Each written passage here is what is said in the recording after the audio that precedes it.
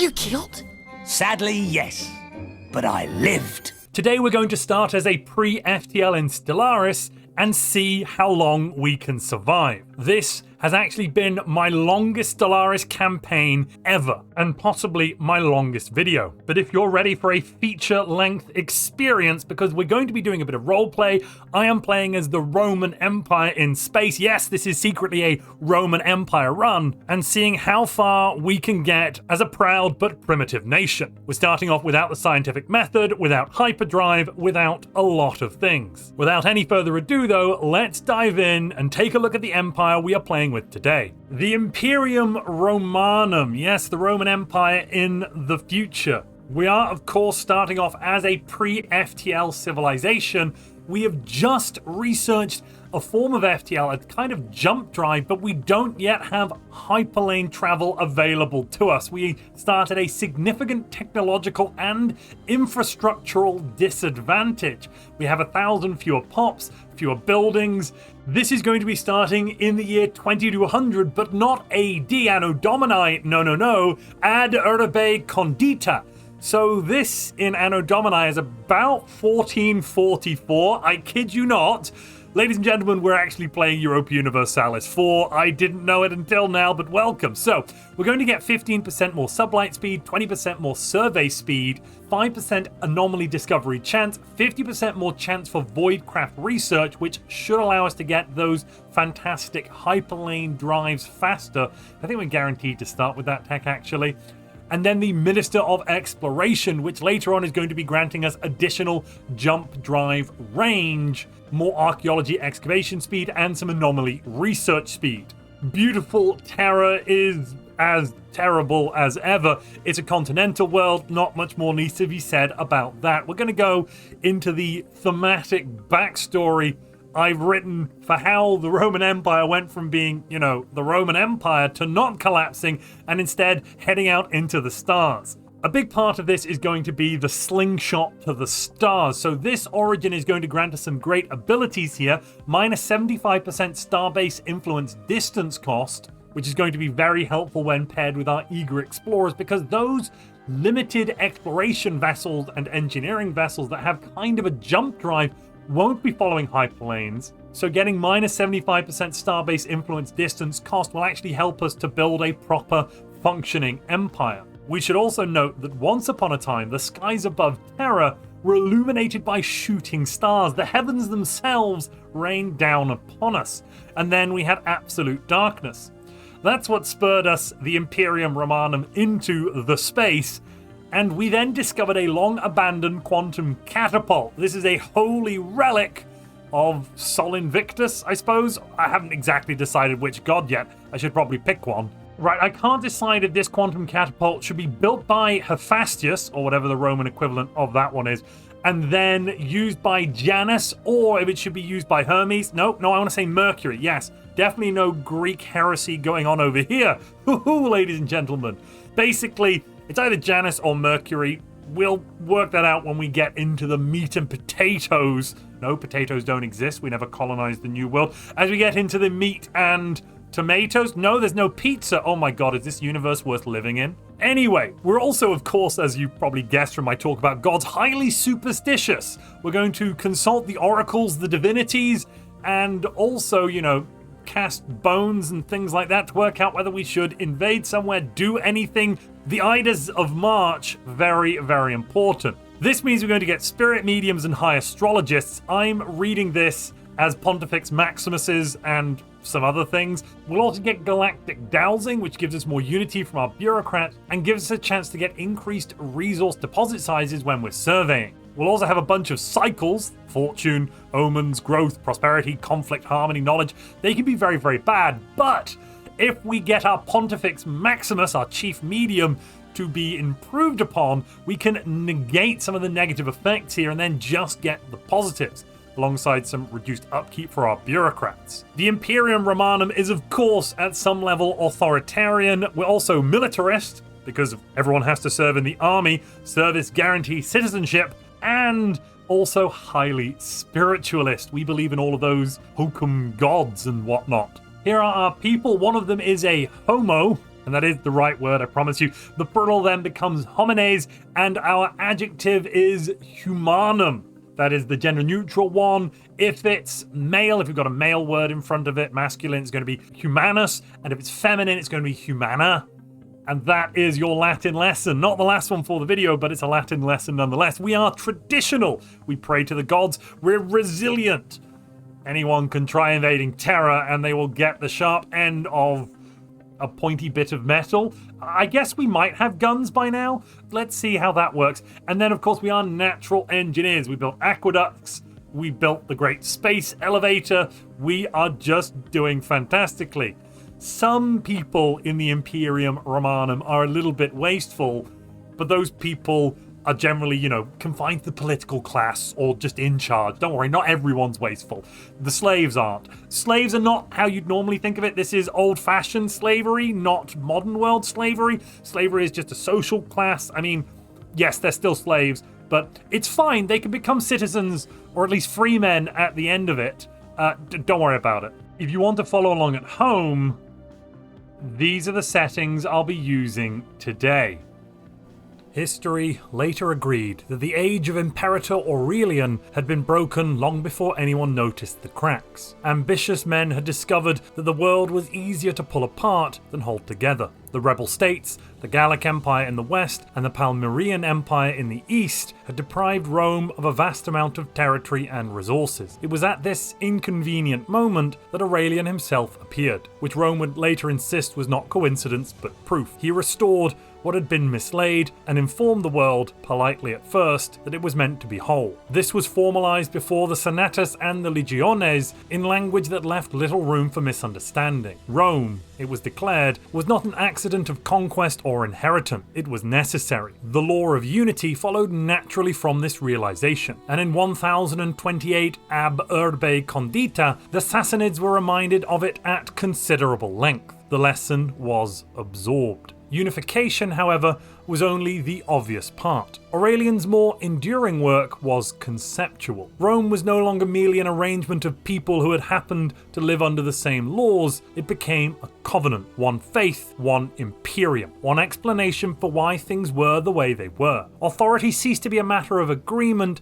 and became a matter of correct ritual. Those who refused this understanding, Christians first and foremost, were not celebrated as martyrs. They were simply removed. Entire communities were escorted beyond the borders and dumped there, where they might have persisted for a short while in a state of permanent irrelevance. Time did what time usually does, except that Rome refused to collapse in the expected manner. Instead, it thickened. Temples acquired workshops, workshops acquired altars. Engineers learned to speak carefully around priests, and priests learned just enough engineering to know when something worked. When the plebeians succeeded, the gods were pleased. When they failed, the gods were displeased. Either way, the system remained intact. The Pontifex Maximus became indispensable. Imperators came and went, but the interpretation of the divine did not. Omens were directly translated into policy. Legitimacy became something that could be withdrawn with a declaration and a well-timed sacrifice. Other realms collapsed, reformed, and tried again. Rome did not. The Mediterranean never slipped from their grasp. It merely became more Roman. Aqueducts fed the provinces, granaries accumulated abundance, and great roads were built that could carry grain, certainty, and also armies. Philosophy was permitted, provided it explained what was already known. Speculation could suggest doubt, and doubt could suggest disorder. Expansion eastward followed the trade routes as if they had always been intended for that purpose. China was reached. They briefly resisted, of course, and then they were restructured. The ruling elites were removed, but the bureaucracy remained. The Chinese meritocratic system was quietly slotted into the Roman apparatus. To the population at large, the change amounted to new banners and slightly different oaths. Rome discovered that conquest worked best when daily life didn't even notice. Eventually, there was nowhere left to march. Terra seemed to lie unified, orderly, and entirely claimed. At this point, the gods, who had been remarkably patient, redirected attention upwards, or so the Pontifex Maximus claimed. The stars, it was explained, were dangerous rather than forbidden. Sky temples rose, engines hurled vessels into orbit. A station circled the world. A base was even established on Luna, and then it was abandoned when it became clear that men died there with unacceptable regularity. The inhospitable atmosphere of Luna was remembered thereafter as a lesson. Rome, having absorbed the lesson, proceeded regardless. The great slingshot in the sky produced ships that tore at space and occasionally returned. Voyagers became sacred casualties. A crude skip drive followed, capable of punching wounds in reality and letting ships fall through them. It was unreliable, lethal, but revered. By the year 2200 in the Roman calendar, Rome had achieved what it had always assumed was inevitable. All of Terra belonged to the Imperium. Even the lands beyond the western oceans were discovered from above and incorporated with ceremony and just a little force. The state endured, eternal and certain, its monuments reaching for the stars, and its engines propelled not with understanding, but with faith. This was, so far, sufficient. So, starting as a pre-FTL here, we actually are missing out on some key technologies. We don't have hyperdrive, we don't even have the scientific method, I kid you not. We don't have planetary governance, and we don't have corvettes. Yes, we don't have any of the good stuff. We're also woefully inadequate in terms of technology. Our Unity income is at least formidable. That is one place that Imperatrix Fausta Augustus does do rather well. I think it's going to be important to start off by dealing with the scientific method, getting some form of planetary governance up and running. But then, do we need corvettes right now? You know, I don't think so. I think we need some assembly patterns. We need to kickstart our economy. We start the game here in the cycle of harmony. This is beautiful. 13% more unity from jobs, 7 stability, and 13% friendly fire rate. Yes, there's problems if we go to war, but we're not going to go to war. We are friendly. You see, because we don't have hyperlanes, I can kind of go anywhere. I do want to look around my own local cluster, but I can jump across what would be normally an infinite gap straight away to go and find some lovely, lovely planets. We're also starting in quite a poor position here. We don't have a single mining outpost anywhere. Jupiter, Mars, Vesta, Pluto, my god. Here are the gods, they are in space. My favorite one, here it is. Let's go and grab some of these mining stations post-haste. The 5 mineral income ones, I think they're going to be my starting favorites. Following that, we'll see how it goes. Let's grab some more minerals via trade and take a look at Holy Terra. Here is the capital. We do have mining districts, basic generator districts, and some basic farms, archives, precinct houses, civilian industries. What we don't technically have is research labs, but that's fine because we don't need them. We have the archives, and the archives provide us with researchers, so it's completely okay. Who cares? It is the sacred duty of every imperator or imperatrix to expand the Roman Empire. The Imperium Romanum must be greater. For that reason, we've gone for the expansion tradition. I'm starting off with Reach for the Stars, combining this star-based influence cost reduction of 10% with the 75% reduction from Slingshot to the Stars, and the further 10% outpost build cost reduction from Expansionist should bring us down to the maximum minus 90% influence cost for anything. And, you know, let's get another engineering vessel. They are damnably cheap. Oh my goodness, and so are the colonization vessels. Yes! Only 100 alloys. My god, it's basically free. Overall, though, I am so very, very poor right now. My mineral income is basically pretty much nothing. Yeah, pretty much nothing at all. I've just enabled the building of a second mining district, so we've gone from 1 to 2. That doubles the number of mining districts on Terra, my god. Tensor Quintus Cassinius. Well, you know, that's something. Oh, goodness me. And we've now found some enigmatic spacefarers, administrative AI, or automate colony ships. You know, I think I'd love to automate some colony ships. Whatever you might think of our lack of travel options, our ships really are very, very beautiful, though. Yes, they take a long while to do their little jumps, but they're actually magnificent. Not just the science vessels, but the engineering vessels as well. These are really some beautiful ship designs that are completely locked behind the eager explorer's civic and its variations. Around Alpha Centauri, we've found evidence of an alien civilization, no longer living. They once called themselves the First League. Sounds terribly like the Delian League or the Athenian Leagues. We hate Greeks, but it's fine. Though the Alpha Centauri system lies outside of our borders, we could go and investigate this precursor. We really have very little here. We're 3 years in now. I've built a total of 2 more mining districts. We're now up to 4,000 population. That's less homines than, well, even a starting empire gets.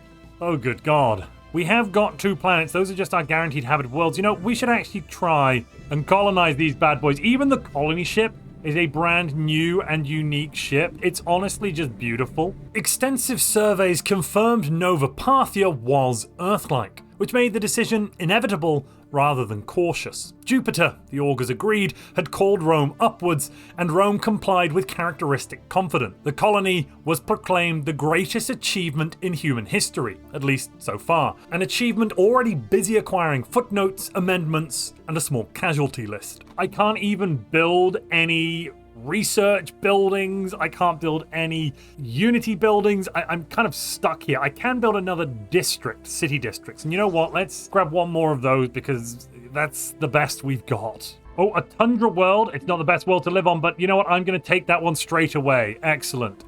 And we're still going out and looking for more planets. The human diaspora continues. In the year 2204 ad urbe condita, which is after the founding of Rome, that would be around 1448, 1450 in Anno Domini, we've met the principal engineer Ban Bakorab, our very first aliens, the League of Upcyclers. Can we even buy any vessels from them? Nope, that's it. They do have a tomb world. That's better than no worlds. Oh, thank goodness. 2205, we've actually figured out the scientific method and planetary government. These allow us to build temples. Oh, what I've been waiting for so long.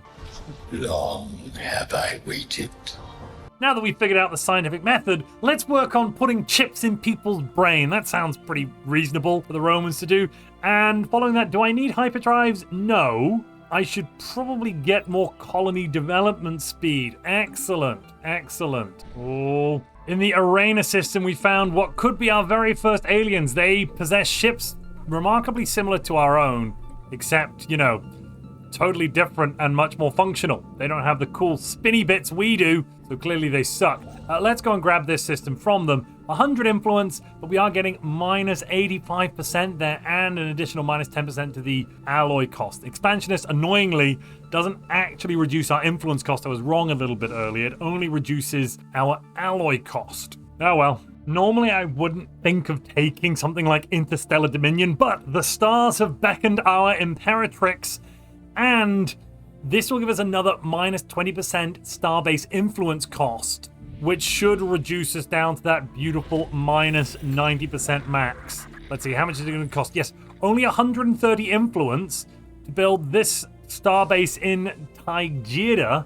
Let's see how far that way it is. I mean, technically it's cheating, but oh my goodness, I don't even know how it connects up. It doesn't even connect to us, but somehow we've made it there. We're feeling pretty optimistic about this whole universe thing, so we're now going to chart a course down the path of discovery.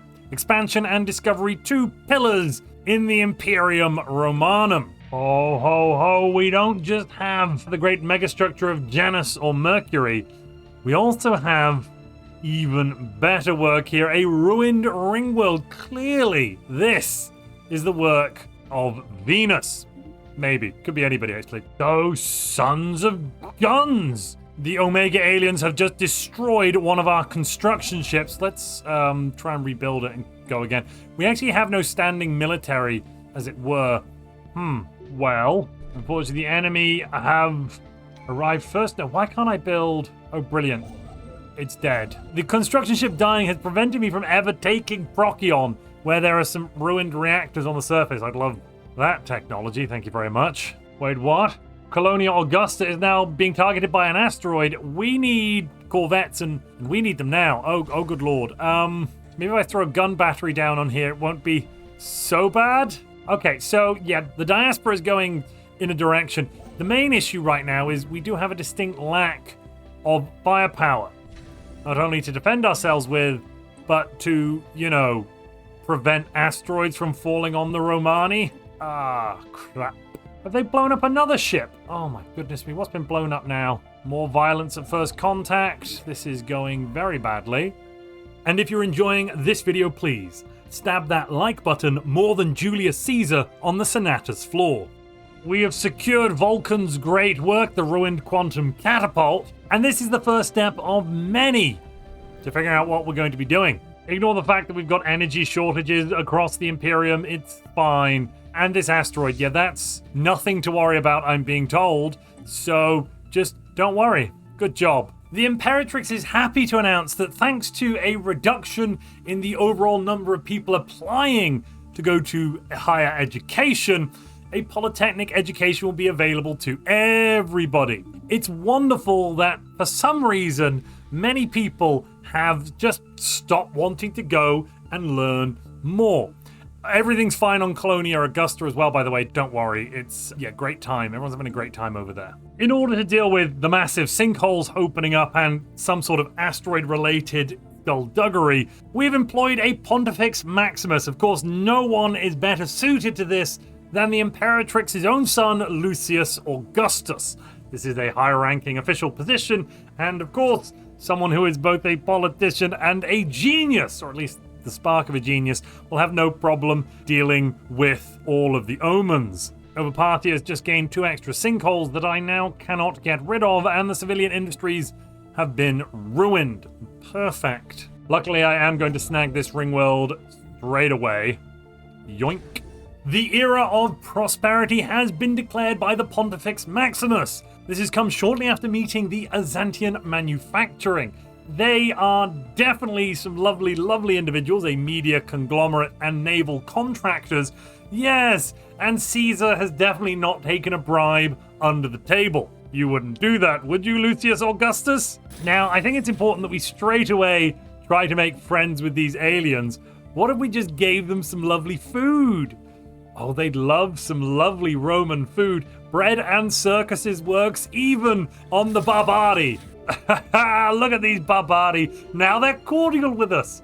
Of course they are. Let's establish an embassy and see if they want to open some branch offices on our worlds, or maybe come into the fold and join the Imperium Romanum. You know, it really reminds me of one of our major political parties, Pax Per Bellum, which means peace through conflict or war. Not to be diminished, there's the Populares Party and the Cult of Sol Invictus. And out into the stars we go. We still haven't worked out hyperdrive, so subspace drive is the way forward at the moment. We have designed our very first ramming speed ship. Yeah, this will do for our very first military vessels, the lovely Liburna class corvettes. I'm also going to actually build some of the damn things. Let's do that. Oh, and you know, we should kill off this decrepit design. Just stick to the Liburna. In the cycle of prosperity, we have found a ruined strategic coordination center. Bringing that within our fold now means we have a ruined ring world, the ruined quantum catapult, and a third and final thing. I'm going to be upgrading this soon. The Imperatrix has decreed that Vulcan's work must be rebuilt and reforged.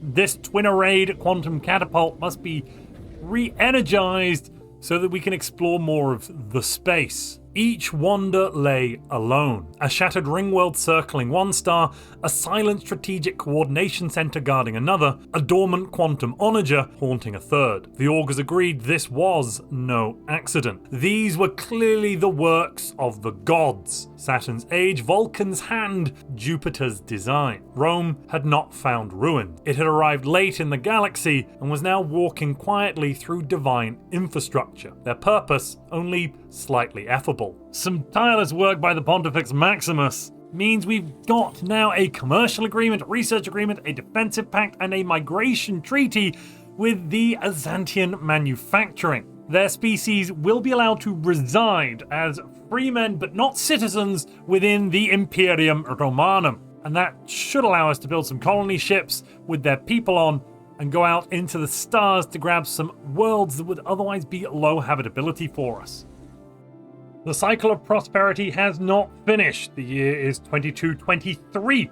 We've met the Ziran Hive. Now, they absolutely bloody hate us. No idea why their hatred is so deep, but it is a strong and deep hatred. They love to contemplate their own elevation, and they have a natural neural network. they're probably pretty scary compared to us. I mean, just at our border alone, they have 25 of their Lorod-class corvettes here, which is quite a few more ships than we've got. We've only got 10. However, let us not forget our protection relies not only on our own might, but the might of our neighbor. All praise the Atlantean manufacturing that have many, many more corvettes than we do. Just like our ships, their hulls as well have spiky bits on the front to better penetrate and ram the enemy starships. We've investigated this ruined quantum catapult, and yeah, there's some nonsense written there by an alien. Clearly, it's just heretical Greek crap. We've thrown all that out, and instead we're going to let infinity beckon towards us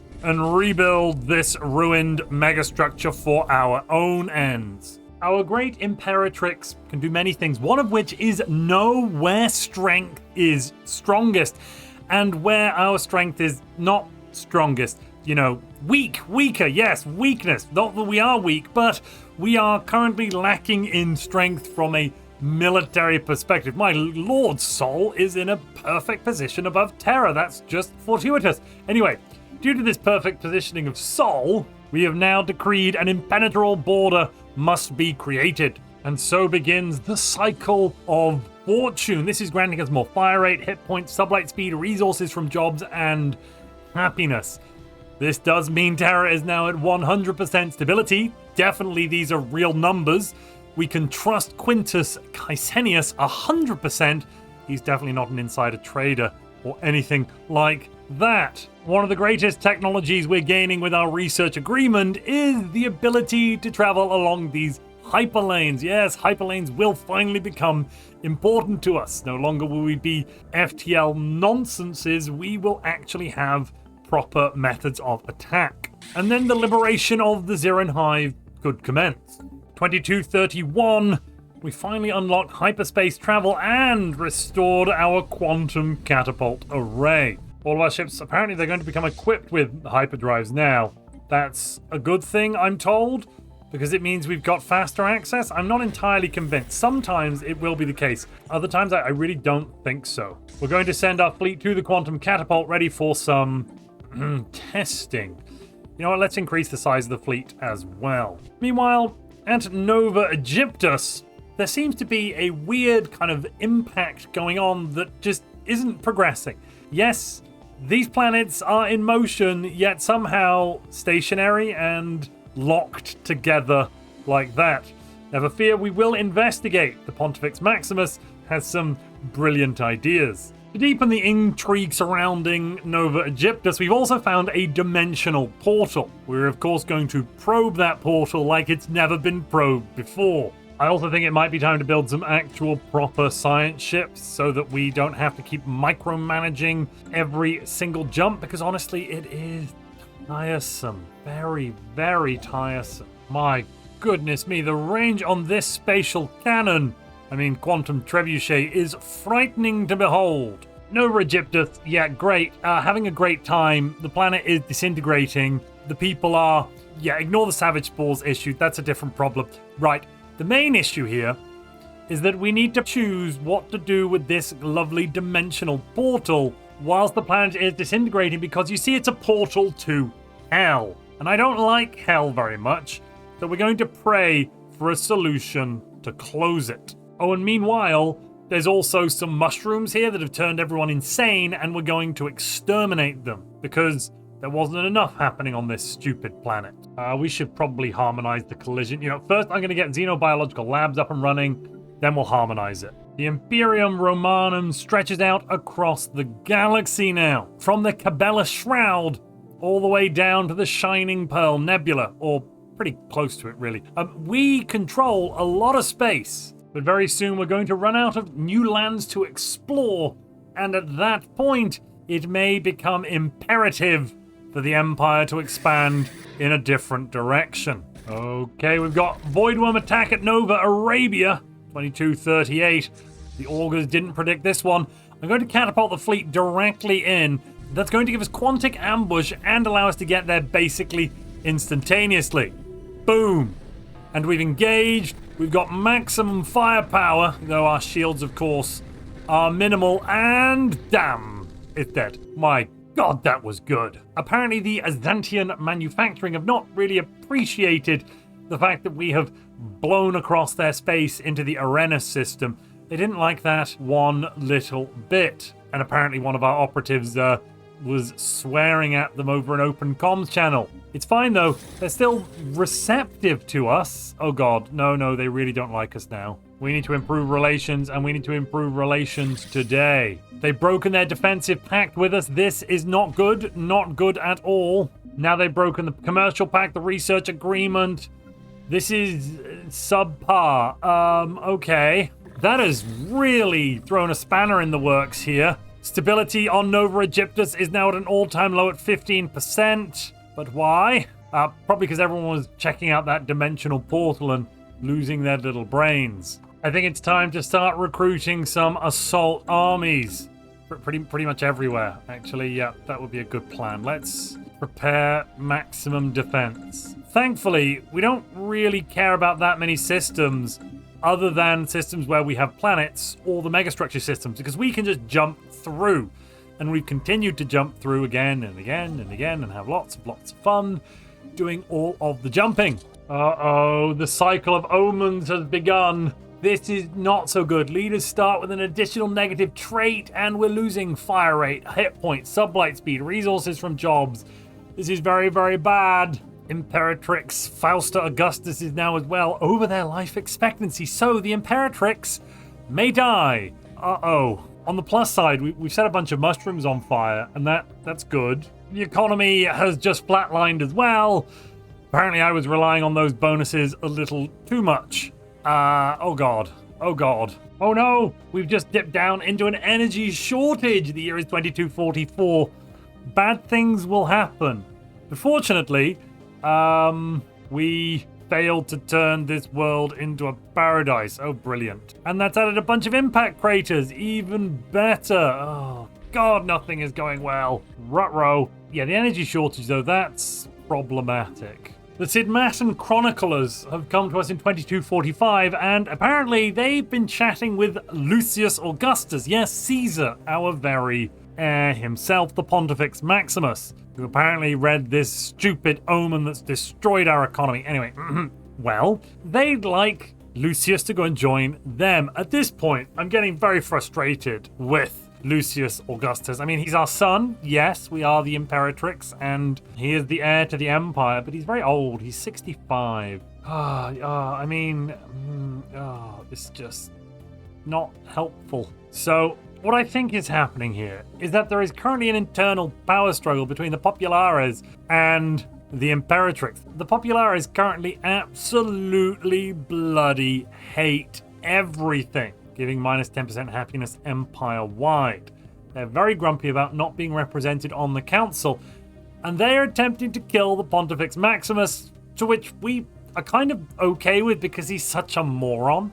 Yes, technically he's a genius, but he has read the worst omens, politically inept. So instead of actually killing him, we're engineering a position for him in the Sidmatan chroniclers because we love our son. Oh, and we found Procula Augustus. How lovely. A new Pontifex Maximus, 19 and adopted, I think. Unless we changed husbands, and yeah, maybe we just changed husbands, who knows. Oh, my economy is on fire. Oh my lord. Perhaps if we work out how to stabilize some moats, that could help us. The main issue right now is energy income. For that reason, I'm getting rid of the last farmers in the Imperium Romanum and instead moving them all over to technician jobs, allowing me to stop buying so much gosh darnable energy. I'll ride the food deficit, that's fine. And then yes, I've got a consumer goods issue, but maybe somebody else can fix that problem. I honestly can't believe it. That event has just destroyed any relationship I could possibly have with the Azantian manufacturing, and our relations are getting worse and worse and worse. They've just closed borders to us. Oh my lord. I think instead of having an ambassador, I think we now need to have a spy. Okay, and intelligence is suggesting the Azantian manufacturing are preparing to declare war. Huh. You know, being really far behind sucks, and it sucks a lot. Oh goodness me. At least we're going to get never surrender soon.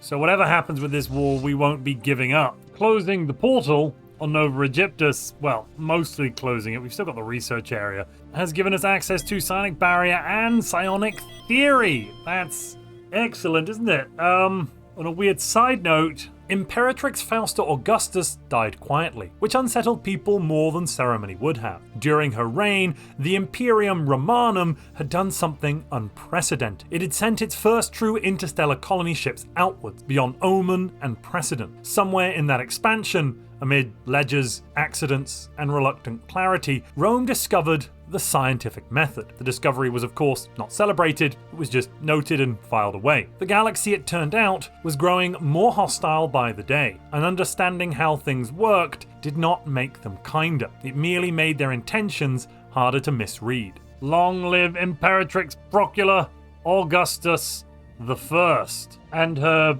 sister, cousin, Numeria. We've now got a new Pontifex Maximus. Yeah, the cycle of omens was when the great Imperator died. That's kind of terrifying. Ulastar would like to come on board. Shroud Preacher for 25% more job efficiency is fantastic, alongside some other bonuses. However, it's entirely possible for it all to be a bit meh. With that in mind, everyone's unhappy. Oh my lord. Maybe Ulastar can fix it. Oh, it's an amenities issue. Well, why didn't you say so? We can distribute luxury goods immediately. Pax Per Bellum is now also very upset with us.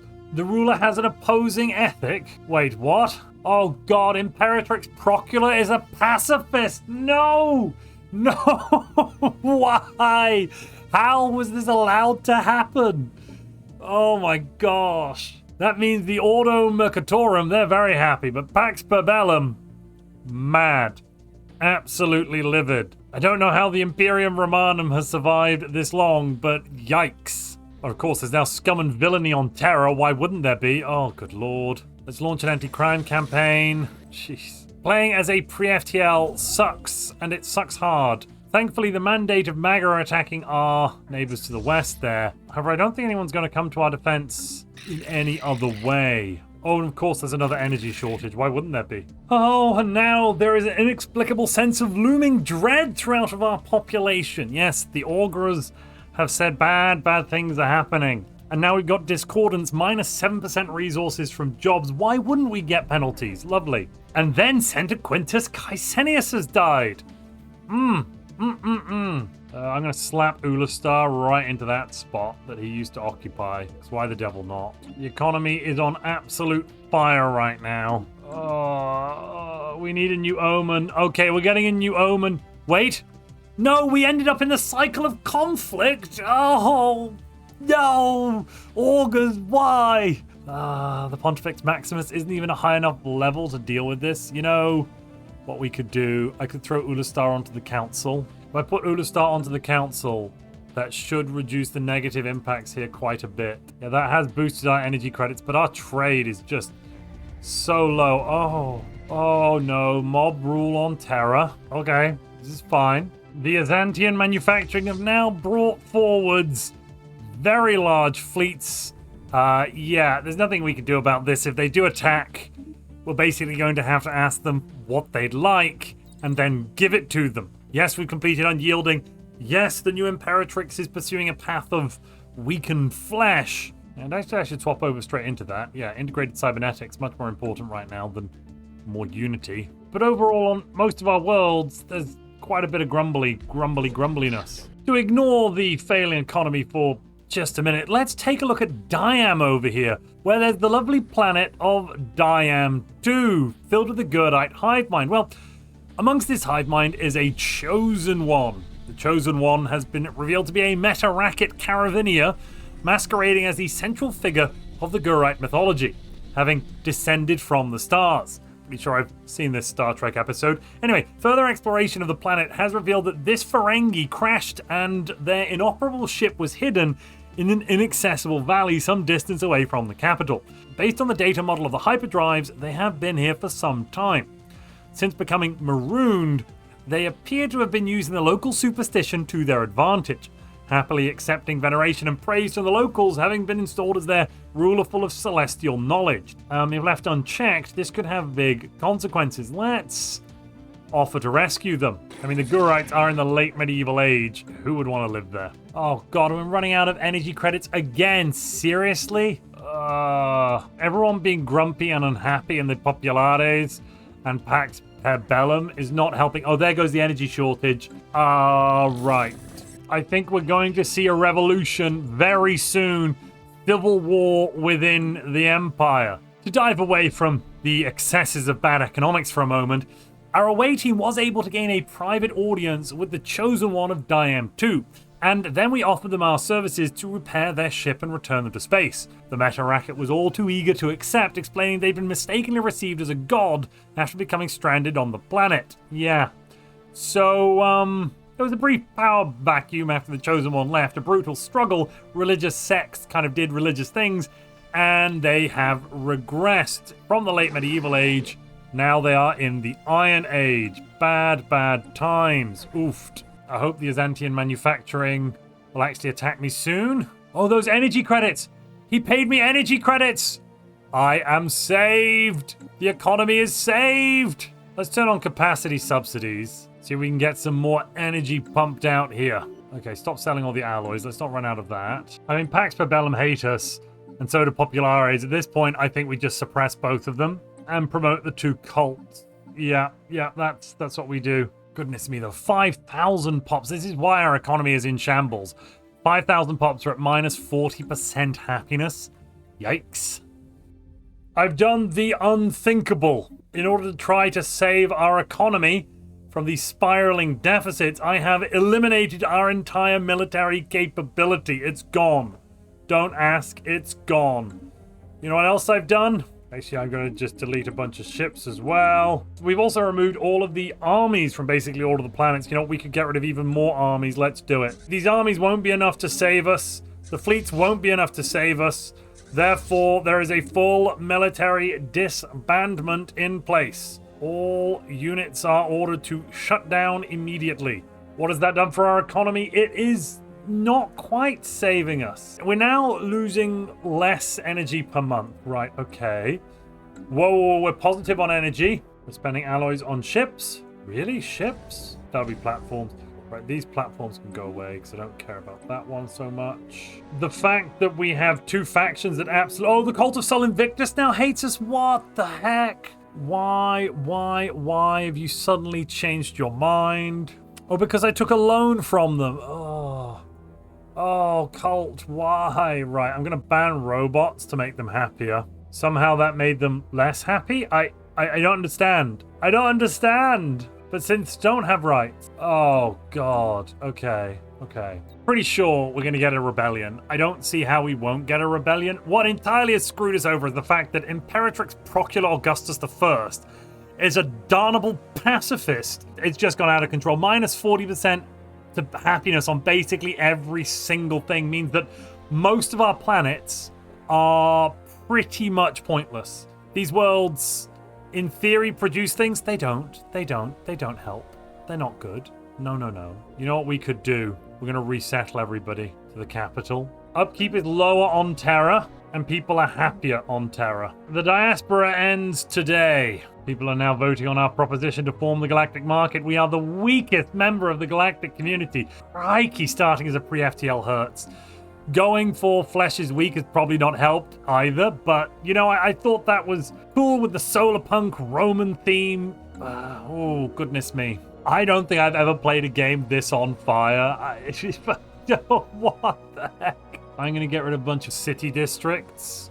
I've realized that I had some city districts that were created for free on most of my planets. That was a big alleged bonus. I'm actually going to get rid of all of them because they are useless to me. I'm just paying energy credits for them. Oh, we run out of consumer goods now. Oh, okay. Cut investments. Cut the investments. The revolt is happening on Terra? No way. I don't believe it. Is this because... Wait. Ulastar is the Pontifex Maximus now. Okay. Imperator Augustus is just the Caesar. Institute a crackdown. Crackdown. Did I get rid of all the armies on Terra? I did, didn't I? Oh, God. Okay, we've inverted the alloy shortage. The consumer goods crisis is just... what can you do about that, right? Let's get a recycling campaign going, maybe. That might help a little bit. Is that more happiness problems? Yes, yes, it is. Of course it is. Okay. Okay, I tell you what we could put on Terra is a military leader of some kind. No, that won't help. We need more armies. We need more armies. We need more armies. The Azantian manufacturing have claimed Sirius. They've also claimed Cardathor. My God. Except for consumer goods, we've kind of balanced the books, though. Paulus Fidenus retired after being infected by an alien organism. Okay, that happened. Colonia Augusta and Nova Arabia are apparently joining with Terra. Where are they? Oh, God. This is the end. No. I can't do it. I can't hold it. Is there anything else I could do? Let me just see. There is a 0% approval rating on Terra. What if I gave the people social welfare? Let's try it. Oh. Cult of Sol Invictus doesn't like this. Oh, yeah, the problem is the Cult of Sol Invictus went negative. Oh, yeah, that's... We're never going to fix the Pax Per Bellum. Let's take a loan out from them for consumer goods. They're always going to hate us anyway. What's the point? Oh, no, it's imminent. It's imminent. The Earth is about to revolt. There it is. The revolt on Terra, the Humanum Consolidated Systems. This is an act of war. I don't even know what we can do now. Oh my God. We need to get Earth back. The Azantium have just declared war on us. Wait a minute. The Humanum have 4,000 military? Okay, I have a plan here. I'm going to surrender to the Azantian manufacturing. I'm going to lose Exfrixi and Cathor, which seems like a problem, but this now gives us peace and prosperity. Archprophetess Publia Carpinatia the First. Oh, you evil lady. We could declare war on them. Wouldn't get our overlord in right now. Maybe we could invite them? No. Okay, but we are defended at the moment. We're paying a lot of subject taxes. Okay. Let's take a look. What have we got then? We have a total population of about 3,000. So slightly less than the start of the game. 60 years and nothing to show for it, whatever. Now we just need to focus on our economy. We've got minus 200 energy credits a month. A lot of that's coming from ships, which I think I should be able to just stop pretty quickly. Yeah, that's all done. How about the factions? Oh, we're left with only the Ordo Mercatorum and the Populares. We've thrown away some of those other factions quite quickly. I love it. You know what? Let's embrace the Ordo Mercatorum. Why the hell not? We have now become a pacifist Imperium Romanum, led by the pacifist Imperatrix Procula Augustus. You know what? No, we're not led by an Imperator anymore. We are simply led by the Princeps Procula Augustus. Yes.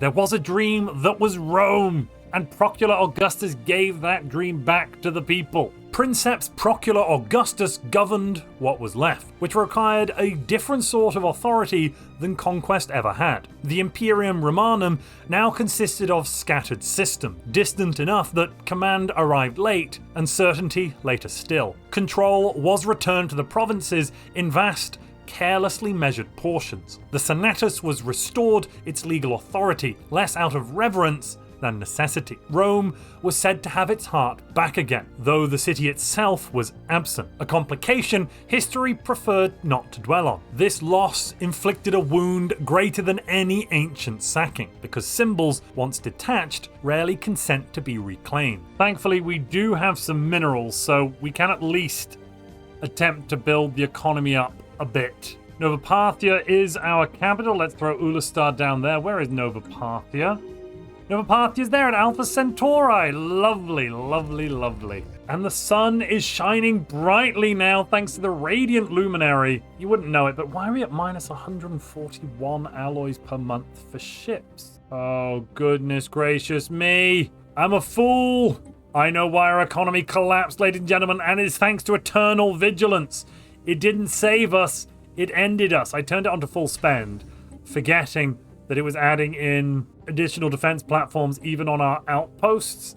And so I'm spending money on platforms, not just at the star bases, no, but also at every single outpost. Platforms I cannot hope to afford anymore, and probably couldn't afford in the past anyway. And each of these platforms is costing us 0.19 alloy and 2 energy credits. 6 platforms per system. That's some expensive systems. Alright, now we're down to only minus 52 energy credits. That is livable. We can work with this. These are good numbers now. The economy is yo-yoing. We're swapping between minus 55 energy credits and minus 65 trade, and it just keeps going back and forth and back and forth and back and forth. Welcome to the cycle of harmony. Our current princeps is Pontifex Maximus Ulastar. Yes, the one that lost Sol and Terra, but it's fine now because don't forget, we are pacifists. We don't care about fighting and killing, and thank God the galactic market's been established. Okay. Now, ladies and gentlemen, it would seem to all the world that this campaign is over. We are done. I've lost my capital. I have a fractured empire that's something of a stain on the galaxy, but I think we can still come back. This is exactly where we want to be. Yes, we've got no research. We've got no production. Everything's gone wrong, hasn't it? And we've run out of consumer goods. It's not looking pretty, okay? If you predict that it's all over, please let me know down in the comments below. The year is 2269. Nice. What we're going to do, ladies and gentlemen, is renegotiate our contract. Yes, we're going to become a bulwark. That's going to give us some penalties to energy credits, minerals, and food. Very terrible, terrible stuff. But in exchange, we're going to take a 75% subsidy of our output for both advanced resources and basic resources alongside research. Yes, we'll join all of our overlords' wars, but why don't we make them join some of ours as well? Yeah, and they will join all of our wars. Yeah. And they would say yes. Of course they'd say yes. We're a pacifist bulwark, the best kind of bulwark ever. And look at our economy. We have rebounded. So begins the great project of our age, retaking everything that was lost to us. No longer do we sell things, now we buy. First, Nova Parthia becomes a fortress, and then we output enough alloys to blot out the stars themselves, and then, when there is nothing left to do, when we have produced all that needs to be produced, the Imperium Romanum will return to our birthplace, our home. That is Holy Terra. Oh, the Azantian manufacturing would like to change the terms of the contract. Unfortunately, we're going to be declining that. Such a shame for them, really. Wait a minute. I've formed a galactic union. I beg your pardon. We have? Oh, with the consensus of MAGA, we have created, I don't even know what the name of the Federation is, but I'm apparently a part of it. Could be anything. The Mutual Assistance Accord. Lovely, lovely. Before we move to retake Terra, though, we're going to cyberize. We're coming in bigger and better than ever before. And this cyberization will be nationalized. It will not be privatized. It will be controlled directly by the Princeps Procula Augustus, the first citizen. All she asks is that you allow these chips to be placed in your brain, and together we will set foot on Terra once more, taking it back from these disgusting humanum consolidated systems. On the other side of the galaxy, the drums of war beat in the deep. The Parian horde has resurfaced. You know what? Our drums will also beat in the deep. We're going on a conquest war now against the Humanum consolidated system. The quantum catapult has been retaken. Now we need to grab Sirius. Any armies anywhere? Not close by. And this retaking of Barnard Star and the quantum catapult therein has given us a sense of optimism. Yes, the cycle of growth begins now, and we will be forever stronger. The new capital, Nova Parthia, just fell, but that's absolutely fine because we are good. We're good. Because we're good. Big fight here in Sirius. I'm not sure we're going to win it. Honestly, we have half the hit points. They have the technological advantage, and they've just repulsed us. Terrible. I don't want to lose Nova Parthia. That would be a very, very, very bad thing to have happen. So we need to try and retake Alpha Centauri. The Princeps Procula Augustus has received a communication from the Humanum Consolidated Systems. They would like to negotiate the surrender of Nova Parthia. Luckily, our overlord, the Azantian Manufacturing, are not allowing the Humanum Consolidated Systems into their space under pain of probably being shot or something. So, that then means as long as we can take out this starbase here at Sirius, we can then bring some transports through and attack Alpha Centauri. That's my plan. Let's see how it goes. Oh god, we ran out of alloys. That was a big boo-boo. The reason we ran out of alloys is that all of our alloys were being built on Nova Parthia. Now that it's under occupation, we're not producing, well, any. Oh god. Step 1 has begun. Sirius is under attack. Sirius has fallen. Step 2 is a quick in and out maneuver to bring the transports through. We need that fleet. Everybody follow this fleet. It's the most important fleet in existence. It gets to Alpha Centauri and we win the war. Nothing is breaking through at Oavassa here. We've got a 30,000 fleet power starbase. I don't believe they can do it. Our border is impenetrable. We're in Alpha Centauri. The starbase is falling. The starbase is falling. The starbase has fallen. There we go. The armies are being knocked down. The lightning raid begins. And our fleet is thankfully on the right side this time. Yes, we might lose some systems to the north, but that's, you know, par for the course, really. It is time, as the Terra Reconquestus continues, we've called an emergency election. Princeps Procula Augustus is being replaced by the censor Myomutia. And that has caused a massive reversal in the factions. We're now going to embrace, just as soon as we have the unity, the militarist faction, shifting us back out of pacifist and into militarism once more. And if the timing couldn't be more auspicious, the Sandaran raiders are bombarding Colonia Augusta. Sucks to be them. With the new Princeps Myomutia in, yes, we are now definitely embracing the militaristic faction, getting rid of that stupid pacifism, cancelling our peace festivals, yuck. And that might allow me in just a moment to take unrestricted wars and thus more from my neighbors. The year is 2302. We've just hit 100% war exhaustion, meaning we have 24 months now until we are forced to make peace. This is the final word in the story of our reconquest of Terra. I actually have to take Terra, though, for it to be the reconquest of Terra, so let's maybe do that. Otherwise, I just look like a bit of a blathering idiot. Here we go. We've engaged the external fleet on the borders of Sol. Wipe them out, wipe them out, wipe them out. Oh, no. Yes, they're gone. Now we're moving on to the starbase. Good. Good. We're making good progress, cutting through those shields and armor. One fleet of 6 cruisers attempts to flee the system. Let's let them run. I say that. They brought another fleet in, but we have knocked them down as well. Good. Good. Our orbital bombardment will now change to an indiscriminate bombardment. We are running out of time. We will become whole again and reclaim that which was taken from us. That is also a solid win at Sirius. Okay, bombard Colonia Augusta. Let's come straight in and land armies. Oh, no, no, no, no, no, no, no, no, no, no, don't land armies there.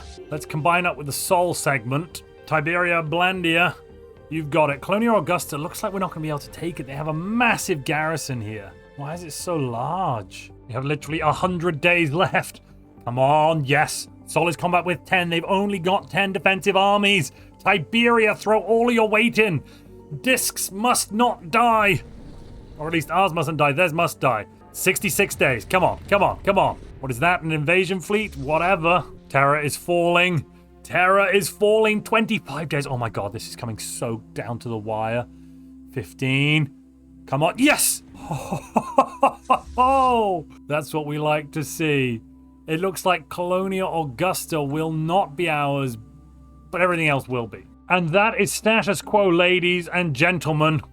The Imperium Romanum returns to Sol. Let us check what has become of our beloved homeworld. They put a faculty of archaeo studies down. I mean, overall, it seems fine. We've also got the quantum catapult back. Yes. Now let's dive into our factions to see why our empire is utterly broken. Okay. So, there's no one of military bearing on the council. Is that so? Can we deal with that? Yeah, quite quickly, actually. There we are. The Pontifex Maximus is now Fausta Octavius. That should give us a boost there. Yes, beautiful. 74%. I love it. With the reconquest of Sol and Terra came enthusiasm, certainty, and an alarming lack of hesitation. Backed by the Terra Reconquestus faction, Imperator Victoria Augusta was anointed on the steps of the old Senatus. Jupiter's approval announced with a confidence usually reserved for fait accompli. What followed was described as a reordering. The provinces experienced it as devastation. The Navy, redirected with impressive unanimity, dismantled the ambitions of governors who had grown accustomed to autonomy. The Senatus was relieved of much of their authority, ostensibly for their own protection. Thus began the Imperium Romanum Secundus, leaner, angrier, and convinced that restoration required punishment before stability could resume. Oh, and also, we're at war with the Humanum Consolidated Systems again. Isn't that just fun? I've had a good look at everything going on. The main point here is that thanks to all these wars, we're getting massive ethics attraction to Terra Reconquestus. It's not just the Terra Reconquestus anymore, it's now the Reconquestus Universi. And apparently someone else is submitted to the Khan, but that's fine. They're somewhere far away from us. My gosh, those fleets are big. Oh, and they've made it into our space. Beautiful, beautiful. I didn't need those northern systems anyway. They're not really mine, you know? So we've had one vassalage and surrender. The Imperium Romanum Secundus has existed for, let me check my watch here. Yeah, skin past a freckle. Basically hardly any time whatsoever, and we're now considering submitting to the Khan. Hopefully our allies can win this war, and then we'll get the planet, and then we'll surrender to the Khan. Oh god, the Khan's coming this way though. No, I don't want to lose these systems. I spent lots of time and money perfecting them. These can't just go away. Oh, the Parian Horde, here they come. Okay, I can see which way the wind is blowing. It is time to discuss our surrender again. Oh, I have to be independent. That's new. Right.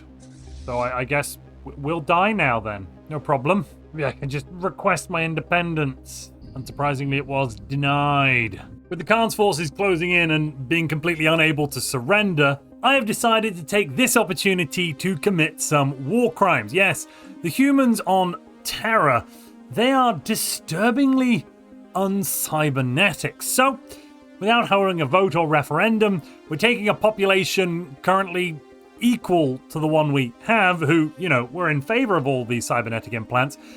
This conquered population that rebelled, well, we're forcing some chips into their brain holes, and they're going to be thankful for all of the help we give them. This is thanks to transubstantiation synthesis. Woohoo. Okay, there's the war over. We've technically won. All that space kind of belongs to us a bit. Now we attack our overlord and try and get some freedom. Oh, is that going to go well? No, it's not. What's the play? What's the play? I guess the best thing to do is hope that the Great Khan dies. Just straight up dies. They have been around for a while. It's entirely possible that, you know, they could just die. The human consolidated systems are now a protectorate of the consensus of MAGA. Brilliant. Pretty sure Caledonia was important to us. Guess that's gone. Right, let's try and grab planetary shielding. 45 months. That won't be helpful. Okay. Well, there goes the torpedo fleet. Sol is now under attack. Sol has had its starbase taken out. Alpha Centauri has had their starbase taken out. This is going badly. Turns out, starting with a bunch of technologies missing on Grand Admiral difficulty with a year 75 mid-game. Pretty difficult. Especially when we then go for thematic picks. Oh, beautiful. And, you know, it's so good. We're in the cycle of prosperity now. Can't you feel it, ladies and gentlemen? Don't you feel prosperous? The galaxy's burning. I'd absolutely love to surrender, but I can't because I'm not independent. Yes. Two choices. I either wait to see if the Azantian manufacturing surrenders, then at that point I could surrender too. The only issue there is that Sol might be a burnt waste. Before that, Terra might no longer be so holy. And Nova Parthia, oh, there it's gone. Everyone's dead. Yep, okay, there goes Nova Parthia. They are literally killing everybody they can. How can we get out of this, though? Is there a route forwards? Vene Vidi Vici is what I'm assuming the Parian Horde are saying right now, in between glurps of our lovely people. Oh, we lost Alpha Centauri again. Why is it happening so quickly? I don't even...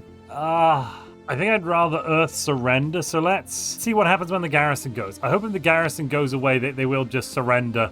The Khan, tell me the Khan is accepting surrenders. I mean, it's uneconomical for the Khan not to be accepting surrenders. My god, the Khan is not accepting surrenders. So far, we've lost 2,000 people on Earth, though admittedly a lot of them were just homos, not homo illustratum. Totally different. The illustratum, of course, coming with cybernetic implants, making them BEA beautiful. But no, they're not accepting surrenders, meaning Terra will be entirely wiped out. Oh, good god. The high astrologists didn't see this one coming. All right. From the Devassa starbase, we will rebuild. They killed them so quickly at this point. 90% devastation. Literally something like 100 pops a day are dying right now on Terra. Mayo, Octatia, get out of there. The sensor is leaving. We're not holding that planet. It's not happening. There is Procyon. I'm hopeful they're just going to go east now. Come on, just go south and east. Kill off the Azantian manufacturing, which would then allow us to surrender. My god, we've lost all of our energy credits. Uh-oh.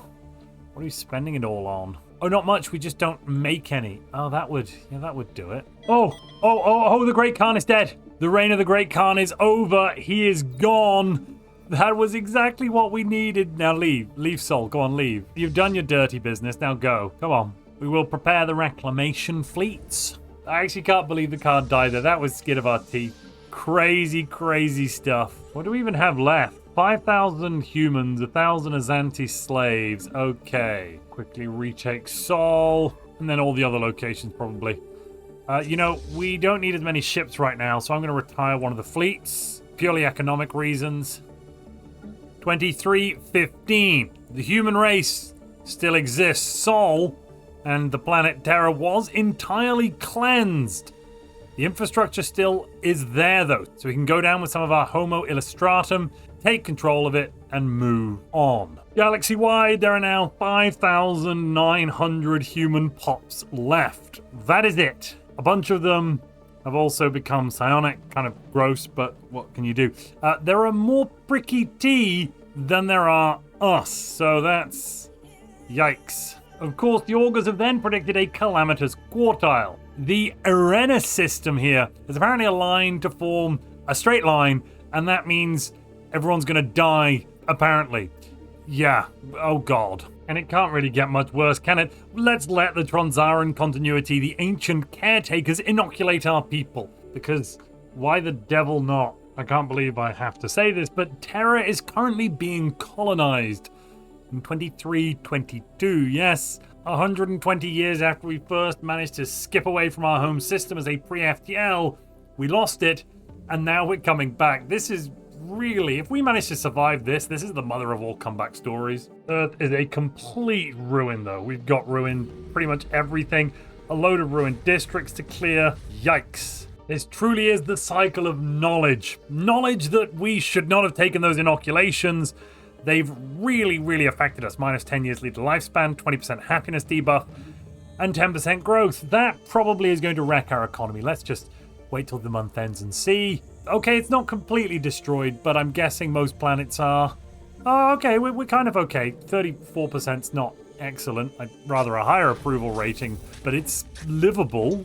We rolled out clone vats everywhere, and we're now cloning humans to replace those that have died wherever possible. We're trying to use fresh genetic samples that we scraped up from the sludge of the battle on Terra, but sometimes we're just printing more copies of Greg from accounting.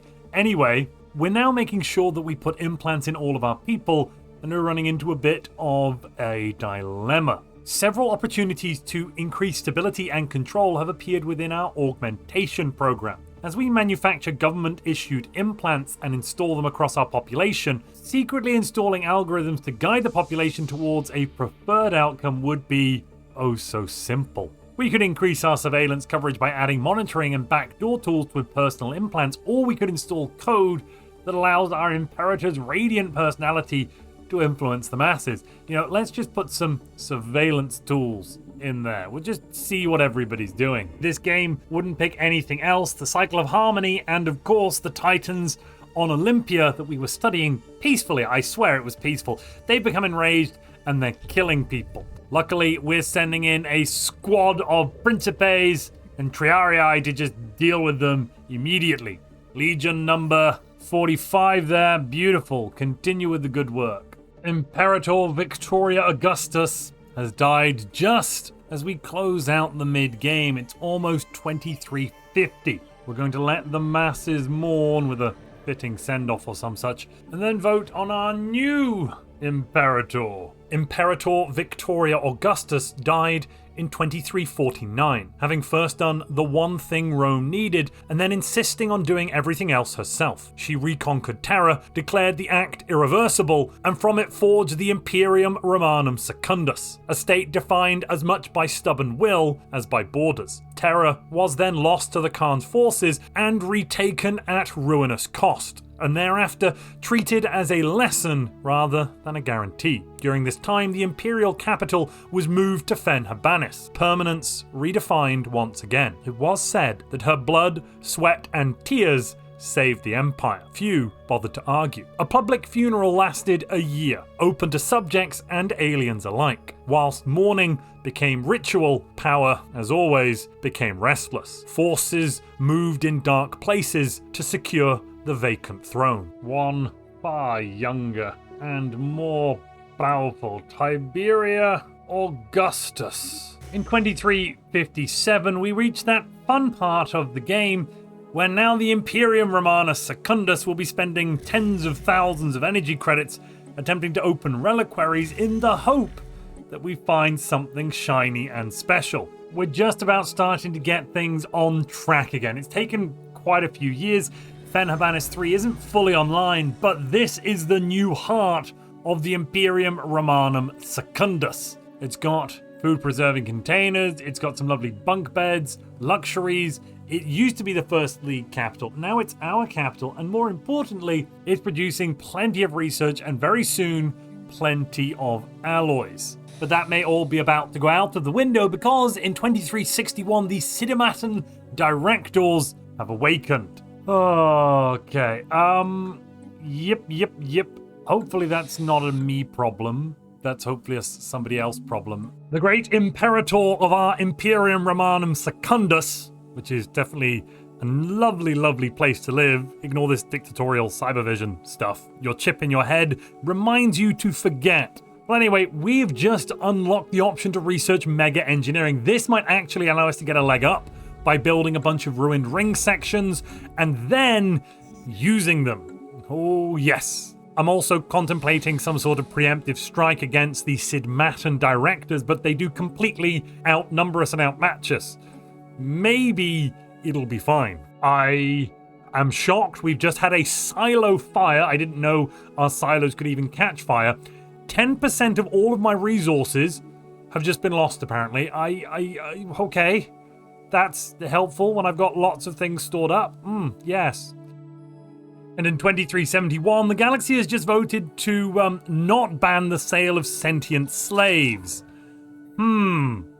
This is definitely not a cursed timeline or anything. You know, I think minor military sanctions necessary. A banning of robots, absolutely. Comfort the fallen, and why not get a bit of military readiness in place? The Humanum Consolidated Systems may have forgotten our past, but thanks to our cybernetic implants and our longevity, we have not.